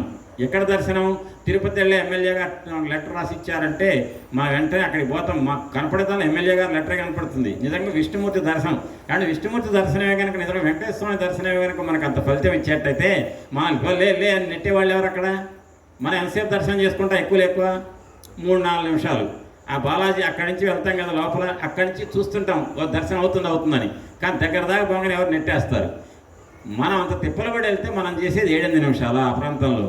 మరి 8 గంటలు ఉండే వాలంటీర్ ఉన్నాడుగా ఆ కాషాయం గుడ్డ కట్టుకొని, వాళ్ళు ఎన్ని గంటలు ఉంటారు? గంటలు ఉంటారు ప్రతిరోజు 8 గంటలు. మరి వాళ్ళకి ఎంత పుణ్యం రావాలి? వాళ్ళ దృష్టి అంతా దేని మీద ఉంటుందంటే వీళ్ళు ఎప్పుడు నేడదామా అనే దాని మీద ఉంటుంది. మన దృష్టి దేని మీద ఉంటుంది? వెంకటేశ్వర స్వామి మీద ఉంటుంది. కాబట్టి ఎవరు భక్తి చూపించారు అక్కడ? మనమే. కాబట్టి అక్కడ ఎన్ని గంటలు చూసామని దర్శనం. ఆ చేసిన దర్శనాన్ని హృదయంలో ఎంతసేపు నిక్షిప్తం చేసుకున్నాం అనేది ప్రధానం. అందుకే దర్శనం చేసుకొని రాగానే 1 నిమిషం కూర్చున్నా ఉండు. ఏంటా కూర్చోవడం దేనికి? మోకాళ్ళ నొప్పులు తీరటానికే. వెంకటేశ్వర స్వామి దర్శనం చేసుకొచ్చారు. 1 నిమిషాన్ని అక్కడ కూర్చోవాలి, కూర్చోకుండా రాకూడదంట. ఎందుకు కూర్చోవాలి? ఆ లోపల అంత తిప్పలబడి దర్శనం చేసుకొచ్చినటువంటి ఆ రూపాన్ని ఒకసారి హృదయంలో ముద్రించుకోవడం కోసం కూర్చోవాలి. అంతేకాని కూర్చున్న దగ్గర వెంటనే కొబ్బరికాయ టెంక కొట్టడం, లేకపోతే లడ్డు మొక్కుంటే తీసుకోండి. దానికోసం కాదుగా కూర్చోవడం. దేనికంటే లోపల మనం చూసిన దివ్యమూర్తి యొక్క దర్శనాన్ని హృదయంలో చిత్రీకరించుకోవాలి. పర్మనెంట్గా ఉండాలి కొద్ది రోజులన్నా అనే దానికి కూర్చుంటాం. అదే ఆ రకమైన దర్శనాన్ని హృదయ క్షేత్రంలో చూసేటైతే ఆ దర్శనమే మన యొక్క భవదుఖాలని చెల్లాచెదురు చేస్తుందట. మళ్ళీ పుట్టుక లేనటువంటి మోక్ష సామ్రాజ్యాన్ని ఇస్తుందట భాగవతంలో చెప్పిన మాట అని. కమలనాభధ్యాన కంఠీరవంబుచే కూలవే సంతాప కుంజరములు. సంతాపాలంటే ఏంటంటేనండి, తాపం అంటే ఆది దైవికం, ఆది భౌతికం, ఆధ్యాత్మికం అని 3 తాపాలు ఉంటాయి ప్రతి మనిషికి. ఆ తాపాల గురించి ఇప్పుడు చెప్తే టైం పడుతుంది 10 నిమిషాలు. ఆ 3 రకాల తాపాలు ఆది దైవికం, ఆధ్యాత్మికం, ఆది భౌతికం. ఈ 3 తాపాలు ప్రతి మనిషిని పట్టి పీడిస్తుంటాయి. ఆ తాపాలు తొలగాలనేటువంటి దానికి సూచనగానే ఓం శాంతి శాంతి శాంతి అంటారు కదా. ఓం తథ్యం యువరావృణీమహే గాతం యజ్ఞాయ గాతం యజ్ఞపతయ దైవీ స్వస్తిరస్తున అని చెప్పి చివరికి ఏమంటారు? ఓం శాంతి శాంతి శాంతి అంటారు. శాంతి ఎప్పుడైనా ఎన్నిసార్లు అంటారండి? 3. ఎందుకంటే 3 తాపాలు తొలగటం కోసం 3 శాంతులు. అటువంటి తాపాలు అనేవి ఏనుగులట. మనకి ఏనుగుల లాంటి తాపాలు మనల్ని పట్టి పీడిస్తుంటే ఏనుగు కుంభస్థలాన్ని చీల్చగలిగేది ఎవరు? సింహం. ఏనుగు యొక్క కుంభస్థలాన్ని చీల్చి దాని మీద యుద్ధం ప్రకటించగలిగేది ఎవరంటే సింహం. మనకి తాపాలనేవి ఏనుగులైతే కమలనాభధ్యాన కంఠీరవం అంటే సింహం. కమలనాభుడు అనేటువంటి ఆ శ్రీ మహావిష్ణువు యొక్క ధ్యానం ఏదైతే, ధ్యానం అంటే ఏంటండి? ధీ అంటే బుద్ధి, ఆనం అంటే ఆయన యొక్క రూపాన్ని ఇక్కడ పెట్టుకోవడం. ధ్యానం అంటే అది. అందుకే ధ్యానంలో నేనున్నా, ధ్యానంలోని ప్రకటించడం ఎక్కువైపోతుంది ధ్యానంలో ఉండటం కంటే. ధ్యానంలో ఉన్నవాడు ప్రకటించడం ఎప్పుడు కూడా. అంటే ధ్యానంలో ఉన్న వాళ్ళు ఎవరికి కూడా బయట ప్రపంచంతో సంబంధం ఉండదు. ఆ రకంగా బుద్ధి ఫలకం మీద ఆ పరమాత్మ యొక్క రూపాన్ని చిత్రించుకొని తదేక దీక్షతో ఆ రూపాన్ని ధ్యానిస్తూ కూర్చుంటాడు. అది ధ్యానం. కాబట్టి కమలనాభుని ధ్యానించేటువంటి ధ్యానం అనేటువంటిది ఒక సింహం అట. ఎవరి పాలిట అంటే మనల్ని పట్టి పీడిస్తున్న సంతాపాలనే 3 రకాల తాపాలను చీల్చి చెండాడే సింహం ఏదంటే శ్రీ మహావిష్ణు యొక్క ధ్యానం అని చెప్పి నారాయణ స్మరణ ప్రభాకర దీప్తి తీరవే షడ్వర్గతి మిరతతులు. ఇక్కడ వినండి జాగ్రత్తగా. ఇక్కడ ఎంత అయింది నేను చూసుకోను కానీ సబ్జెక్టు ఇక్కడ మీరు చాలా జాగ్రత్తగా దృష్టి పెట్టాలి. నారాయణ స్మరణ, ఆ మహానుభావుడి యొక్క స్మరణ నిరంతరం స్మరించడం అంటే అర్థం ఏంటండి? ఫిబ్రవరి 11న శేషమ్మ గారి యొక్క ఆరాధన మహోత్సవం చేయమని చెప్పి చేయకపోతే నేను ఊరుకోనని శేషమ్మ గారు అన్నారా? ఎందుకు మీరు స్మరిస్తున్నారు? ఈవేళ కృతజ్ఞత తీర్చుకోవడం కోసం స్మరిస్తున్నారు. అంటే కృతజ్ఞత మన దగ్గర ఆమె గారు సుబ్బరామేశ్వర ద్వారా మనకు ఎన్నో బోధలు చేయించి మన జీవితాన్ని బాగుపరిచినప్పుడు ఆ బాగు చేసినటువంటి మహానుభావులని స్మరించుకోవటం ఏడాదికి ఒక్కసారి మన ధర్మం అనే కృతజ్ఞతా భావంతో చేస్తున్నారు. ఇదంతా స్మరించుకోవటమే కదండి. ఇవాళ మీరు వచ్చి శేషమ్మ గారి పేరే తలుచుకుంటూ చుట్టూ తిరగక్కర్లా. నేను ఆ మాట తలుస్తూ ఉపన్యాసం చెప్పినప్పుడు మీరు విన్నా కూడా స్మరణ చేసినట్టే కదా. మీ మనసులో ముద్రితమవుతుంది కదా ఆ యొక్క రూపాన్ని, అమ్మగారి యొక్క ఆనాడు మీకు చేసినటువంటి సేవలు బోధలన్నీ కూడా.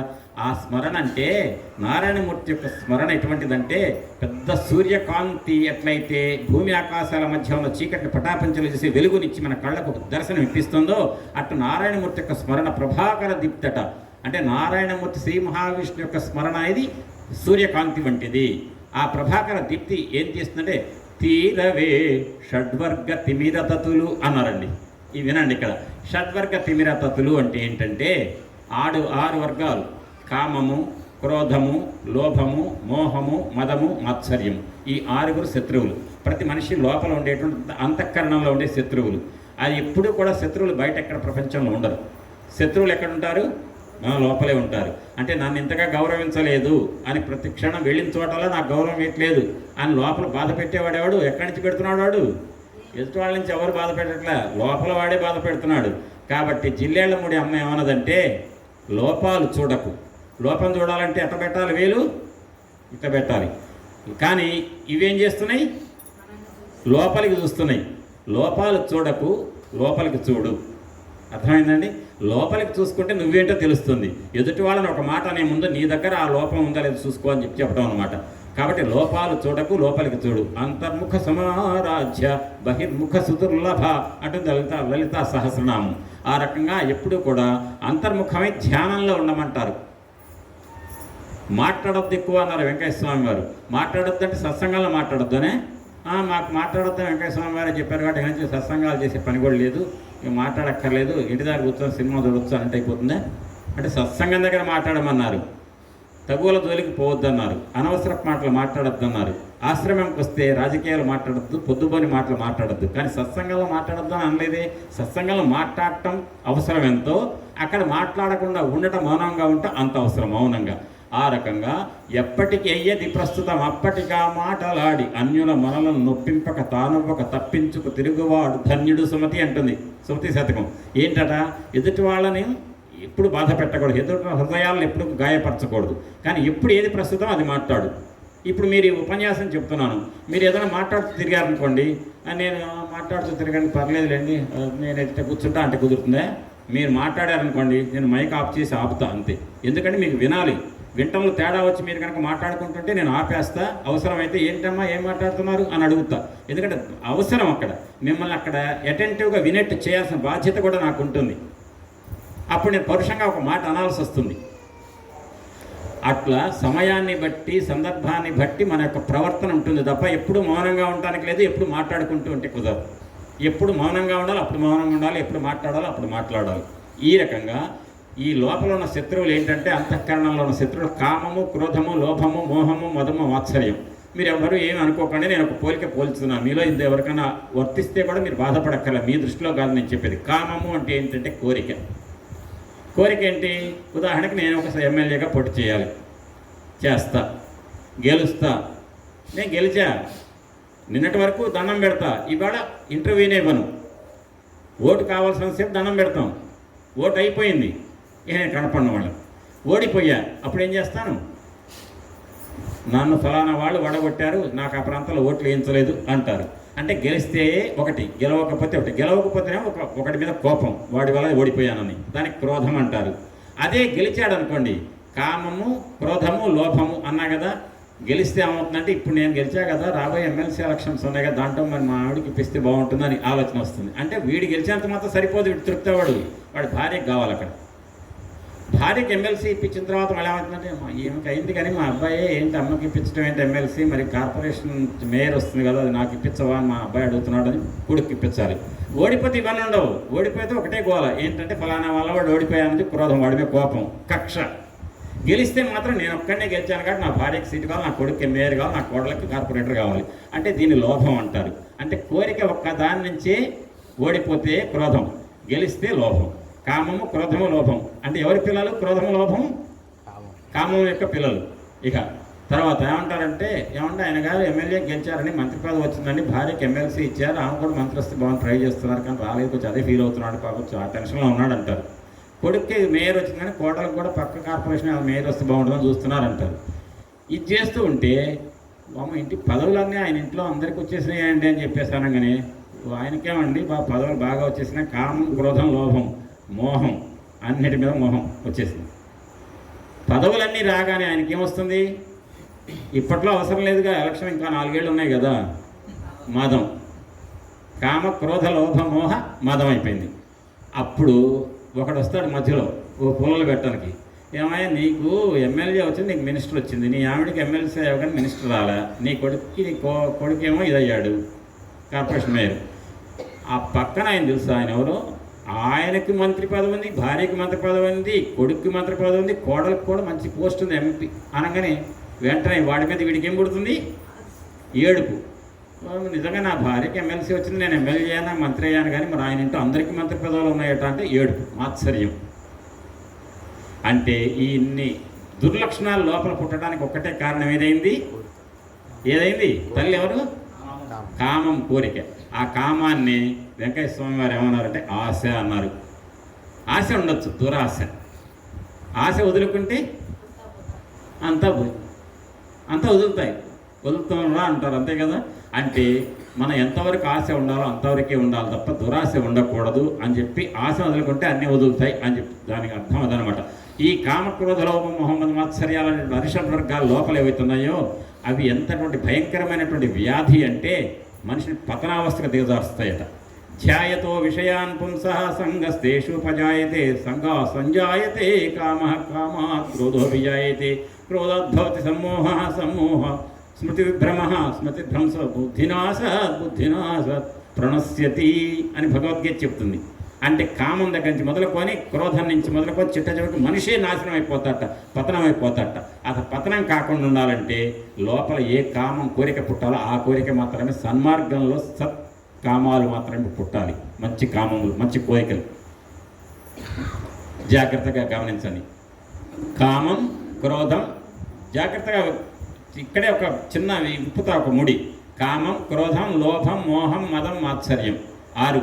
ఈ 6కి రైలు ఇంజన్ ఎవరు? 6 పెట్టెలు రైలు, 5 ఏమో ప్యాసింజర్ పెట్టెలు, 1 ఇంజను. ఇంజన్ ఎవరెత్తకు గుంజేది? కామం ఇంజన్, మిగతా పెట్టెలు రైలు. ఇంజన్ ప్లస్ 5 పెట్టెలు రైలు నడుస్తుంది. ఇంకొక మాట చెప్తానండి. ధర్మ, అర్థ, కామ, ఇంకొకటి ఏంటి? మోక్షం. దాన్ని ఏమంటారు? అలాంటిని చతుర్విధ పురుషార్థాలు అంటారు. అంటే మనిషికి చతుర్విధ పురుషార్థాలు ఎవరైతే పొందుతారో, ఎవరైతే ధర్మబద్ధంగా అర్థం డబ్బు సంపాదించి కామం తీర్చుకొని, కోరిక తీర్చుకొని జీవితాన్ని గడుపుతాడో వాడికి చిట్ట చివరికి ఏం లభిస్తుంది? మోక్షం లభిస్తుంది.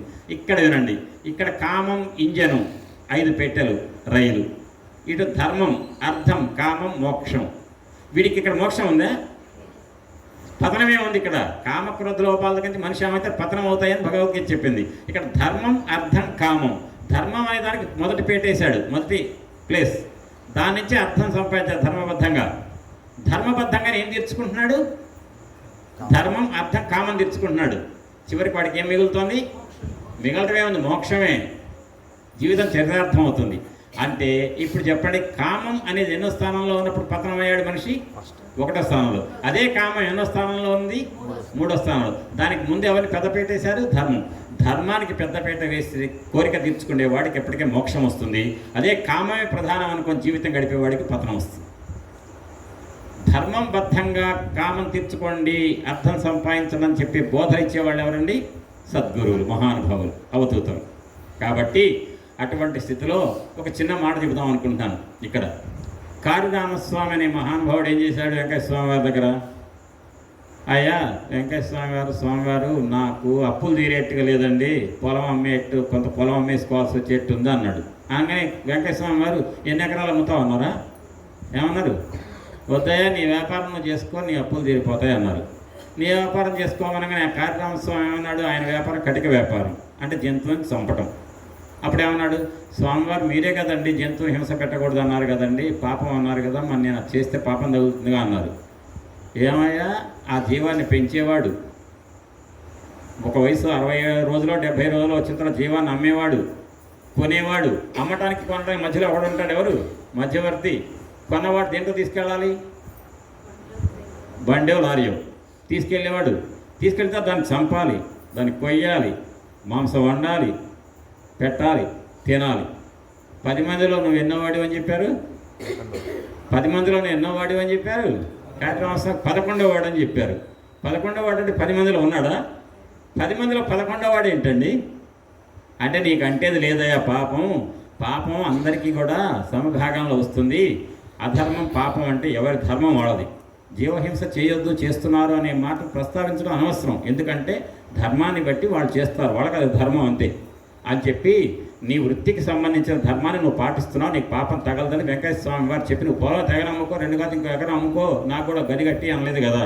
అంటే నీ వ్యాపారం నువ్వు చేసుకుని నువ్వు బాగుపడి నీకున్న అప్పులు తీరుతాయి అన్నారు. అంటే ఇక్కడ ఏంటంటే పెద్దలారా మీకు ఒక మాట చెప్దాం అనుకుంటున్నా. ద్రౌపది ఋతువులో ఉంది, రథస్వలై ఉంది, జూదంలో ఓడిపోయారు ధర్మరాజు.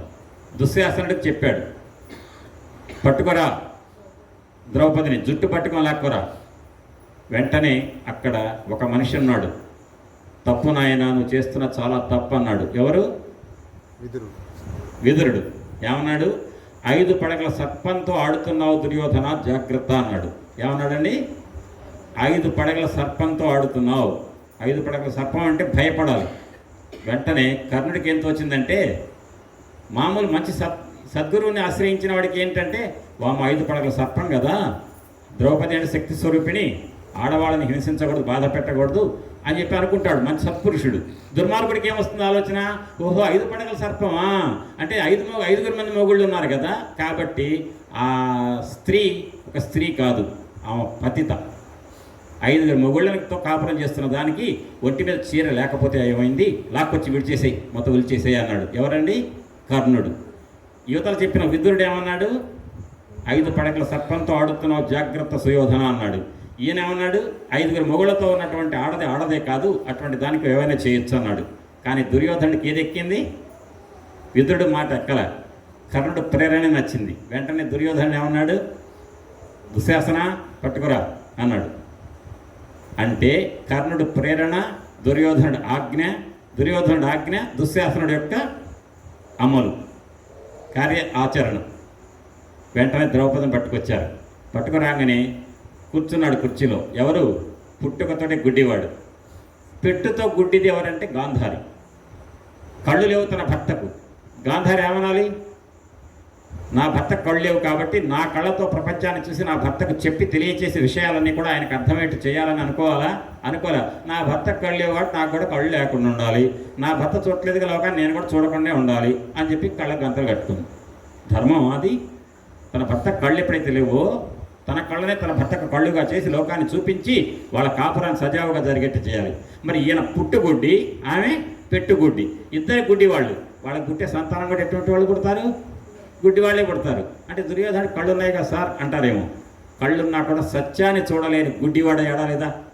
ఏది ధర్మం చూడలేకపోయాడు, సత్యం చూడలేకపోయాడుగా. సత్య సందర్శనం చేయలేని గుడ్డి వాళ్ళు 100 మంది పిల్లల్ని కన్నారు. వాళ్ళలో పెద్దవాడని దుర్యోధనుడు దుర్మార్గానికి పాల్పడ్డాడు. ఆ సమయంలో ధృతరాష్ట్రుడు ఏం మాట్లాడలేదు. ఏమనాలండి? భీష్ముడు ఏమనాలి? ఒక్కసారి లేచి నిలబడి, సుయోధన ఇంటి కోడలు ఋతువులో ఉంది, పైగా జుట్టు పట్టుకుని ఏడిపిస్తున్నావు సభలోకి, మహా అన్యాయం, ఇదే అన్యాయానికి పాల్పడ్డావు అనుకో నా ధనుర్బాణానికి సమాధానం చెప్పవలసి వస్తుందని ఒక్క మాట అంటే దుర్యోధనుడు అడుగు ముందుకేస్తాడండి. దుర్యోధనుడు గజగజ వణిపుతాడు భీష్ముడు కనుక లేచి ఆ ఒక్క మాట అంటే. అనలే. తప్పు సుయోధన ఈ విధంగా చేయటం అని కూర్చున్నాడు. పక్కనే ఉంటాడు ఎవరొక ఆయన, విద్య నేర్పే ఆయన, ద్రోణాచార్యుడు.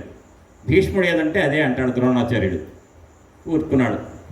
అప్పుడు ఎవరండి ఆయన గట్టిగా ఎదిరించగలిగేవాడు ఆ సభలో? తండ్రి తెలవనట్టుగా గుడ్డివాళ్ళ కూర్చున్నాడు, తెలిసి కూడా. భీష్ముడు మనకేం పట్టనట్టు కూర్చున్నాడు. ఒక మాటని ద్రోణాచార్యుడు భీష్ముడిని అనుసరించాడు. అప్పుడు ఈ సన్నివేశాన్ని గుర్తు తెచ్చుకొని రాయబారం అయిన తర్వాత కృష్ణ పరమాత్మ చెప్తాడు ఒక మాట. అదే వెంకయ్య స్వామి వారు అన్న మాటని సుబ్బరామయ్య సారు ఆ బోధామృతంలో ప్రస్తావించారు. ఏంటంటే జాగ్రత్తగా గమనించండి.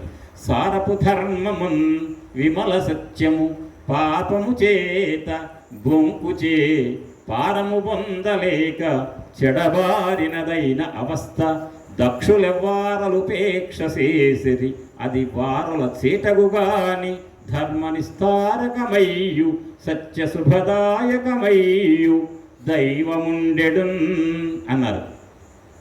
ఎవరైతే ఈ రాజసభలో ద్రౌపదిని ఋతుక్రమంలో ఉన్నప్పుడు పట్టుకొచ్చినప్పుడు ఇది అన్యాయం అని చెప్పి ఒక్క మాట కూడా మాట్లాడలేని వాళ్ళు ఎవరైతే ఉన్నారో, శక్తి ఉండి కూడా, ఎవరికైతే సమర్థత ఉండి కూడా అన్యాయం అధర్మం జరుగుతుంటే ఇది అధర్మం అని చెప్పి దాన్ని నిగ్రహించడానికి ప్రయత్నం చేయలేదో వాళ్లకు, చేసిన వాళ్లకు, ఆ పాపాన్ని ప్రోత్సహించిన వాడికి అందరికీ సమభాగం వస్తుంది. కర్త కారయితా చేయవ ప్రేరకస్య అనుమోదక అంటుంది శాస్త్రం. కాబట్టి ఒక పని చేస్తే తప్పనేది ఆ ద్రౌపదిని జుట్టుబట్టి లాక్కొచ్చిన దుశ్శాసనుడికే కాదు, ప్రేరేపించిన వాడెవరు? కర్ణుడు. చేయను ఆజ్ఞాపించిన వాడెవరు? దుర్యోధనుడు. చేసిన వాడు దుశ్శాసనుడు. ఆ ముగ్గురున్నారే, ధృతరాష్ట్రుడు, భీష్ముడు, ద్రోణుడు. వాళ్ళకి సమర్థత ఉండి కూడా, ఏ దుర్యోధన ఇంటి కోడలు ఆ రకంగా తీసుకొస్తావా అన్యాయంగా అని ధృతరాష్ట్రుడు ఒక్క మాట అంటే దుర్యోధనుడు తండ్రిని ఎదిరిస్తాడండి? మీరు చెప్పండి ఎవరన్నా. ధృతరాష్ట్రుడు గుడ్డివాడైనప్పటికి కూడా సుయోధన అన్యాయం, ఇంటి కోడలు పరాభవింప చేయొద్దు అని ఒక్క మాట అంటే దుర్యోధనుడు అడుగు ముందుకేయగలుగుతాడా? ఒకవేళ పొరపాటు తండ్రిని ఎదిరించాడు అనుకోండి, భీష్ముడు తీస్తాడు. రాజుగారు అయినటువంటి ధృతరాష్ట్రుడిని నువ్వు ఆ మాట అంటావా సుయోధన అని ఒక్కసారి బాణం ఎక్కి పెడితే దుర్యోధన భయపడాల్సి వస్తుంది. కానీ మిన్నకున్నారు, తప్పు చేస్తుంటే చూస్తూ సమర్థత ఉండి కూడా ఎవరైతే నిశ్శబ్దంగా ఉన్నారో వాళ్లకు, చేసిన వాళ్లకు, ప్రేరేపించిన వాళ్లకు, చేసిన వాడికి, ఆజ్ఞాపించిన వాడికి అందరికీ కూడా సమభాగంలో వస్తుంది. కాబట్టి దక్షులట కెపాసిటీ ఉండి కూడా ఎవ్వారలుపేక్షసేసిరి అది వారల చేటగుగా అని ధర్మ నిస్తారకమయ్యు సత్య శుభదాయకమయ్యు దైవముండెడున్ అని కృష్ణ పరమాత్మ కొలువులో రాయబారం తర్వాత మీరు అనుభవించబోతున్నారు. సమయం దగ్గరికి వచ్చింది. భగవంతుడు ఒకడున్నాడు, చూస్తున్నాడు, వదిలిపెట్టడు. ఒక అన్యాయం, అధర్మం జరిగినప్పుడు ఆ అధర్మంలో పాలు ఎవరికి ఉంటుందంటే అందరికీ, పాల్గొన్న ప్రతి వాళ్ళకి పాలు ఉంటుంది. అతనే కాళీరామస్వామికి నువ్వు ఒక్కడివే జీవహింస చేయటం లేదయ్యా, నీ వృత్తి ధర్మం కాబట్టి నెరవేర్చుకో, త్వరలో నీ అప్పుల బాధ నుంచి బయటపడతావు అని చెప్పారు. ఆ మాట భారతంలో చెప్పిన మాటే కదా. కానీ చిన్న మాటే అన్నారు వెంకయ్య స్వామి వారు. కృష్ణ పరమాత్మ నోటి నుంచి రాయబారం తర్వాత వచ్చినటువంటి ఆ ధర్మ బోధ గురించి చెప్పింది. అది ఆ విధంగా ధర్మము, ధర్మ సూక్ష్మము అని రెండు ఉంటాయి. కాబట్టి ధర్మమా అధర్మమా అని చెప్పి నువ్వెవడు నిర్ణయించడానికి దానికి శాస్త్రం ఉంది. శాస్త్ర ప్రమాణంగా అధర్మానికి పాల్పడకుండా నీ వృత్తి జీవితాన్ని నీ సహజమైనటువంటి నీ వృత్తి స్వభావానికి అనుగుణంగా నువ్వు చేయి, నువ్వు అప్పుల బాధ నుంచి బయటపడతావు అన్నారు. ఆ రకమైనటువంటి అవిద్య లోపల ఉన్నప్పుడు దుర్యోధనుడికి అహంకారం. అక్కడేంటి దుర్యోధనుడికి ఏంటి పట్టింది? అక్కడ నాకే పదవి ఉండాలి. ఒక్క ధర్మరాజు కనుక అర్జునుడు, భీముడు అందరూ కలిసి పెదనాన్న కొడుకైన దుర్యోధనుని, సుయోధన మేమైతే జస్ట్ ఊరికే కుర్చీలో కూర్చుంటాం, కానీ మా 5 సింహాసనాలు ఊరికే సోఫా సెట్ అక్కడ పెట్టి మేము కూర్చుంటాం, రాజ్యం నువ్వే చేయి దుర్యోధన అన్నాడు అనుకోండి, అప్పుడు ఈ పాండవుల మీద దుర్యోధనుడు ఇబ్బంది పెడతాడా? ఒక్కసారి ఆలోచించండి మీరు. సుయోధనుడు ధర్మరాజు, భీముడు, నకులుడు, సహదేవుడు, అర్జునుడితో కూడుకున్న 5 ఇబ్బందులు ఎందుకు పెడుతున్నాడు?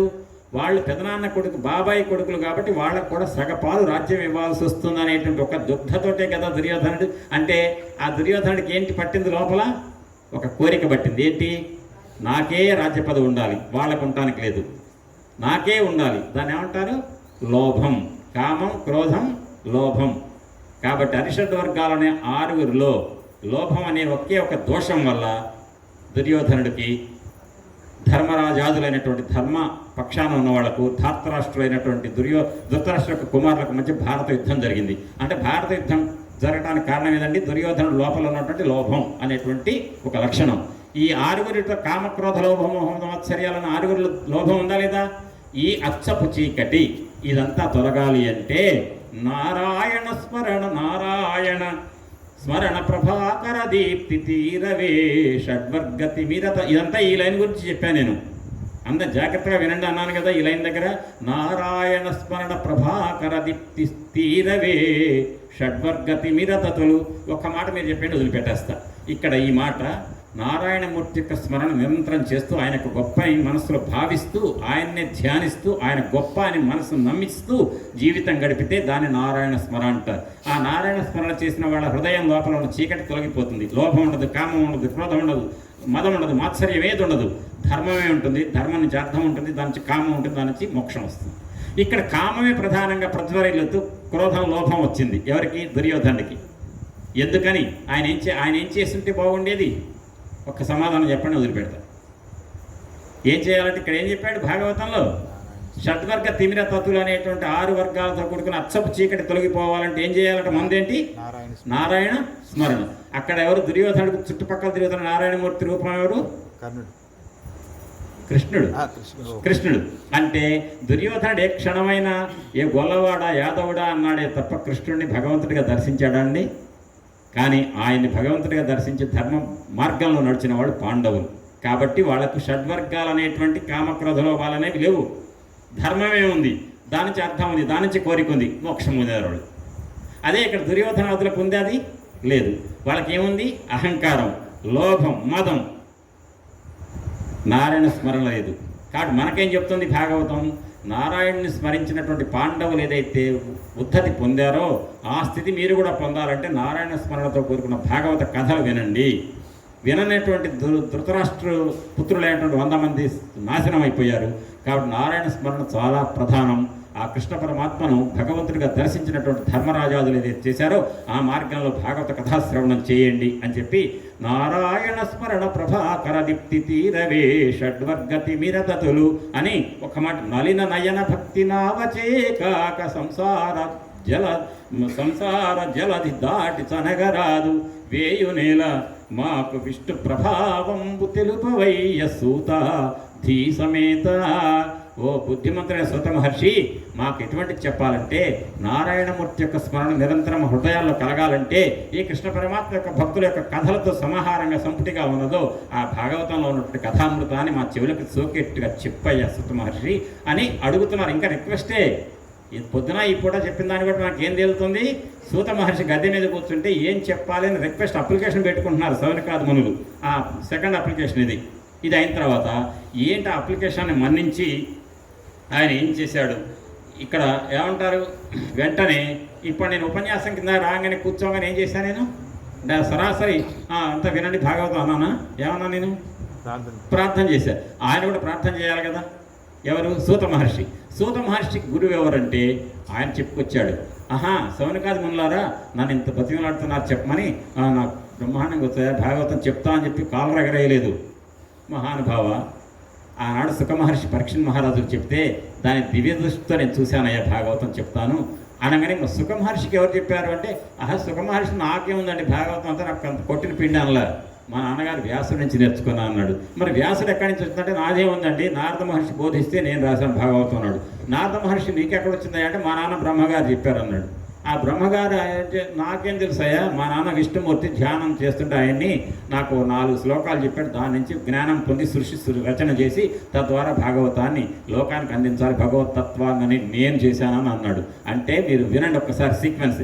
విష్ణుమూర్తి బ్రహ్మగారికి చెప్తే బ్రహ్మగారు నారదుడికి చెప్తే కొడుక్కి, నారదుడు వచ్చి వ్యాసుడికి ఉపదేశిస్తే వ్యాసుడు వచ్చేసి సుఖమహర్షి చెప్తే సుఖమహర్షి చెప్పి పరీక్షణ్ మహారాజుకు చెప్పేదాన్ని దర్శించిన సూత మహర్షి సౌనకాది మునులకు చెప్పారని చెప్పినటువంటి భాగవత యొక్క కథా శ్రవణం అన్నమాట మనం చెప్పుకునేది.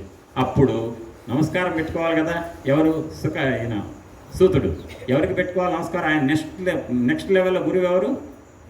సుఖమహర్షి. సముడై ఎవ్వడు ముక్త కర్మ చేయుడై సన్యాసి అయి ఒంటిబోవ మహాభీతిన్ ఓహో కుమారయనుచున్ వ్యాసుండు జీరంగ వృక్షములున్ తన్మయతన్ ప్రతిధ్వనులు చక్కం చేసే మున్ను అట్టి భూతమయన్ మృక్యద బాదరాయణి తపోధన్యాగ్రణిన్ ధీమణిన్ అని నమస్కారం పెట్టాడు.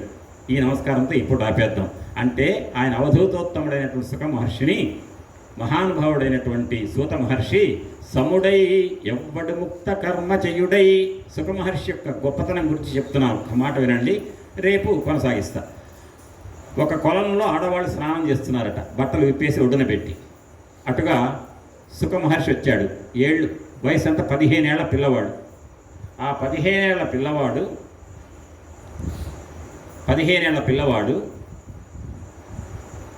అటుగా వెళ్తుంటే కొలను పక్క నుంచి ఆ స్నానం చేస్తున్న ఆడవాళ్ళు ఒంటి మీద నూలు పోగు లేకుండా వచ్చారట. సుఖ మహర్షి దండం పెట్టి కొలంలో పోయి స్నానం చేశారట.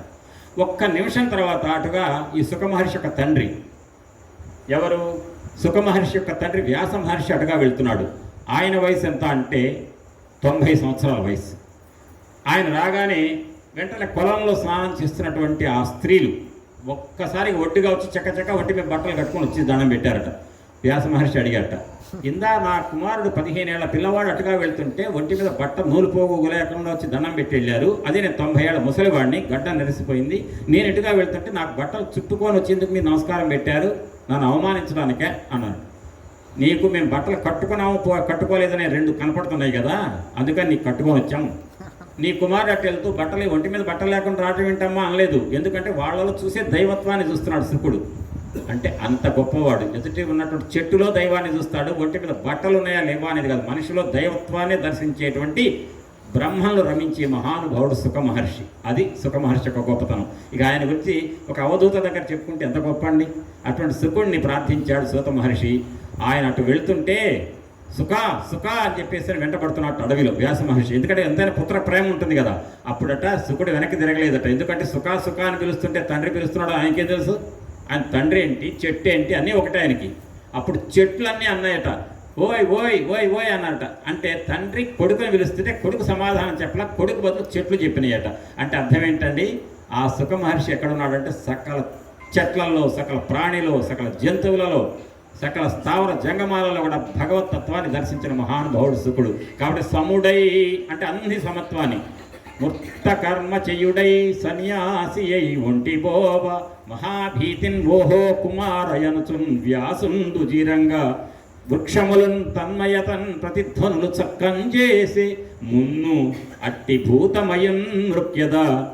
సకల భూతాలలో పరమాత్మ తత్వాన్ని దర్శించే భూతమయుడైనటువంటి బాదరాయణి, బాదరాయణుడి యొక్క కుమారుడైన బాదరాయణి సుఖ మహర్షిని బాదరాయణి తపో ధన్యాగ్రణిన్ ధీమణిన్ అని సూత మహర్షి సిద్ధమయ్యాడు. ముందు గురు ప్రార్థన చేసి సుఖ మహర్షికి నమస్కరించాడు. ఆ తర్వాత ఆయన ఏం చెప్పాడు, భాగవతం అనేది ఈ అవతరణ అనే దానికి దారితీసిన పరిస్థితులను రేపు ఎన్నింటికి సమయం చెప్తే అన్నింటికీ ఖచ్చితంగా ఉండండి. రేపు ప్రొద్దున సాయంత్రం కనుక విన్నట్టయితే భాగవత అవతరణ అనేది చాలా రమ్యంగా ఉంటుంది. ఇంకా గొప్ప గొప్ప విషయాలు రేపు వస్తాయి. అంటే ప్రతి పూట గొప్పవి వస్తాయి, రేపు వస్తాయి. అది చెప్పేటప్పుడు నేను ఆనందిస్తా, వినే మీరు ఆనందిద్దరు. కానీ భాగవత అవతరణ అనేటువంటి సత్సంగాన్ని సంపూర్ణం చేసుకోవడానికి తగినటువంటి స్థితిని మీరందరూ కూడా కలిగించి ఇందులో పాలు పంచుకోవాల్సిందిగా కోరుతూ రేపు ఎన్నింటికో అనేది వేణుగోపాలరావు సార్ చెప్తారు. ఆ సమయాన్ని బట్టి నేను ఇక్కడికి వస్తా. ఈ సముడై ముక్త కర్మ చేయుడి అనేటువంటి పద్యంతో రేపు ప్రారంభిద్దాం ఉపన్యాసాన్ని. సుఖ మహర్షిని సూత మహర్షి చేసిన ప్రార్థన ద్వారా విన్న మీ అందరికీ కూడా ఈ భాగవత కథా శ్రవణం చేస్తున్న మీ అందరికీ కూడా ఆ సద్గురువు యొక్క కటాక్షం పరిపూర్ణంగా లభించాలి. సద్గురు వెంకయ్య స్వామి వారిది, భరద్వాజ మాస్టర్ గారిది, సుబ్బరామేశ్వర శేషమ్మ గారు అందరిది కూడా సద్గురు సాయినాథ్ మహారాజ్ ఉన్నారు. ఆ పరబ్రహ్మ తత్వం, ఆ స్వామి యొక్క సద్గురువు యొక్క కరుణాకటాక్ష వీక్షణాలు మీ అందరిపై కూడా వర్షించాలని కోరుకుంటూ మీరు ఒక 2 నిమిషాలు ఓం నమో భగవతే వాసుదేవాయ, ఓం నమో భగవతే వాసుదేవాయ, ఓం నమో భగవతే వాసుదేవాయ, ఓం నమో భగవతే వాసుదేవాయ. ఓం నమో భగవతే వాసుదేవాయ. ఓం నమో భగవతే వాసుదేవాయ. ఓం నమో భగవతే వాసుదేవాయ. ఓం నమో భగవతే వాసుదేవాయ. ఓం నమో భగవతే వాసుదేవాయ. ఓం నమో భగవతే వాసుదేవాయ. ఓం నమో భగవతే వాసుదేవాయ. ఓం నమో భగవతే వాసుదేవాయ. ఓం నారాయణాది నారాయణ. ఓం నారాయణాది నారాయణ. ఓం నారాయణాది నారాయణ. ఓం నారాయణాది నారాయణ. ఓం నారాయణాది నారాయణ. ఓం నారాయణాది నారాయణ. ఓం నారాయణ ఆది నారాయణ. ఓం నారాయణ ఆది నారాయణ. ఓం నారాయణాది నారాయణ. ఓం నారాయణాది నారాయణ. ఓం నారాయణ ఆది నారాయణ. ఓం నారాయణ ఆది నారాయణ. ఓం సమస్త సద్గురు సాయినాథ్ మహారాజ్ కి జై. జై. రేపు ఎన్నింటికి అనే విషయాన్ని వేణుగోపాల సారు చెప్తారు సమయం.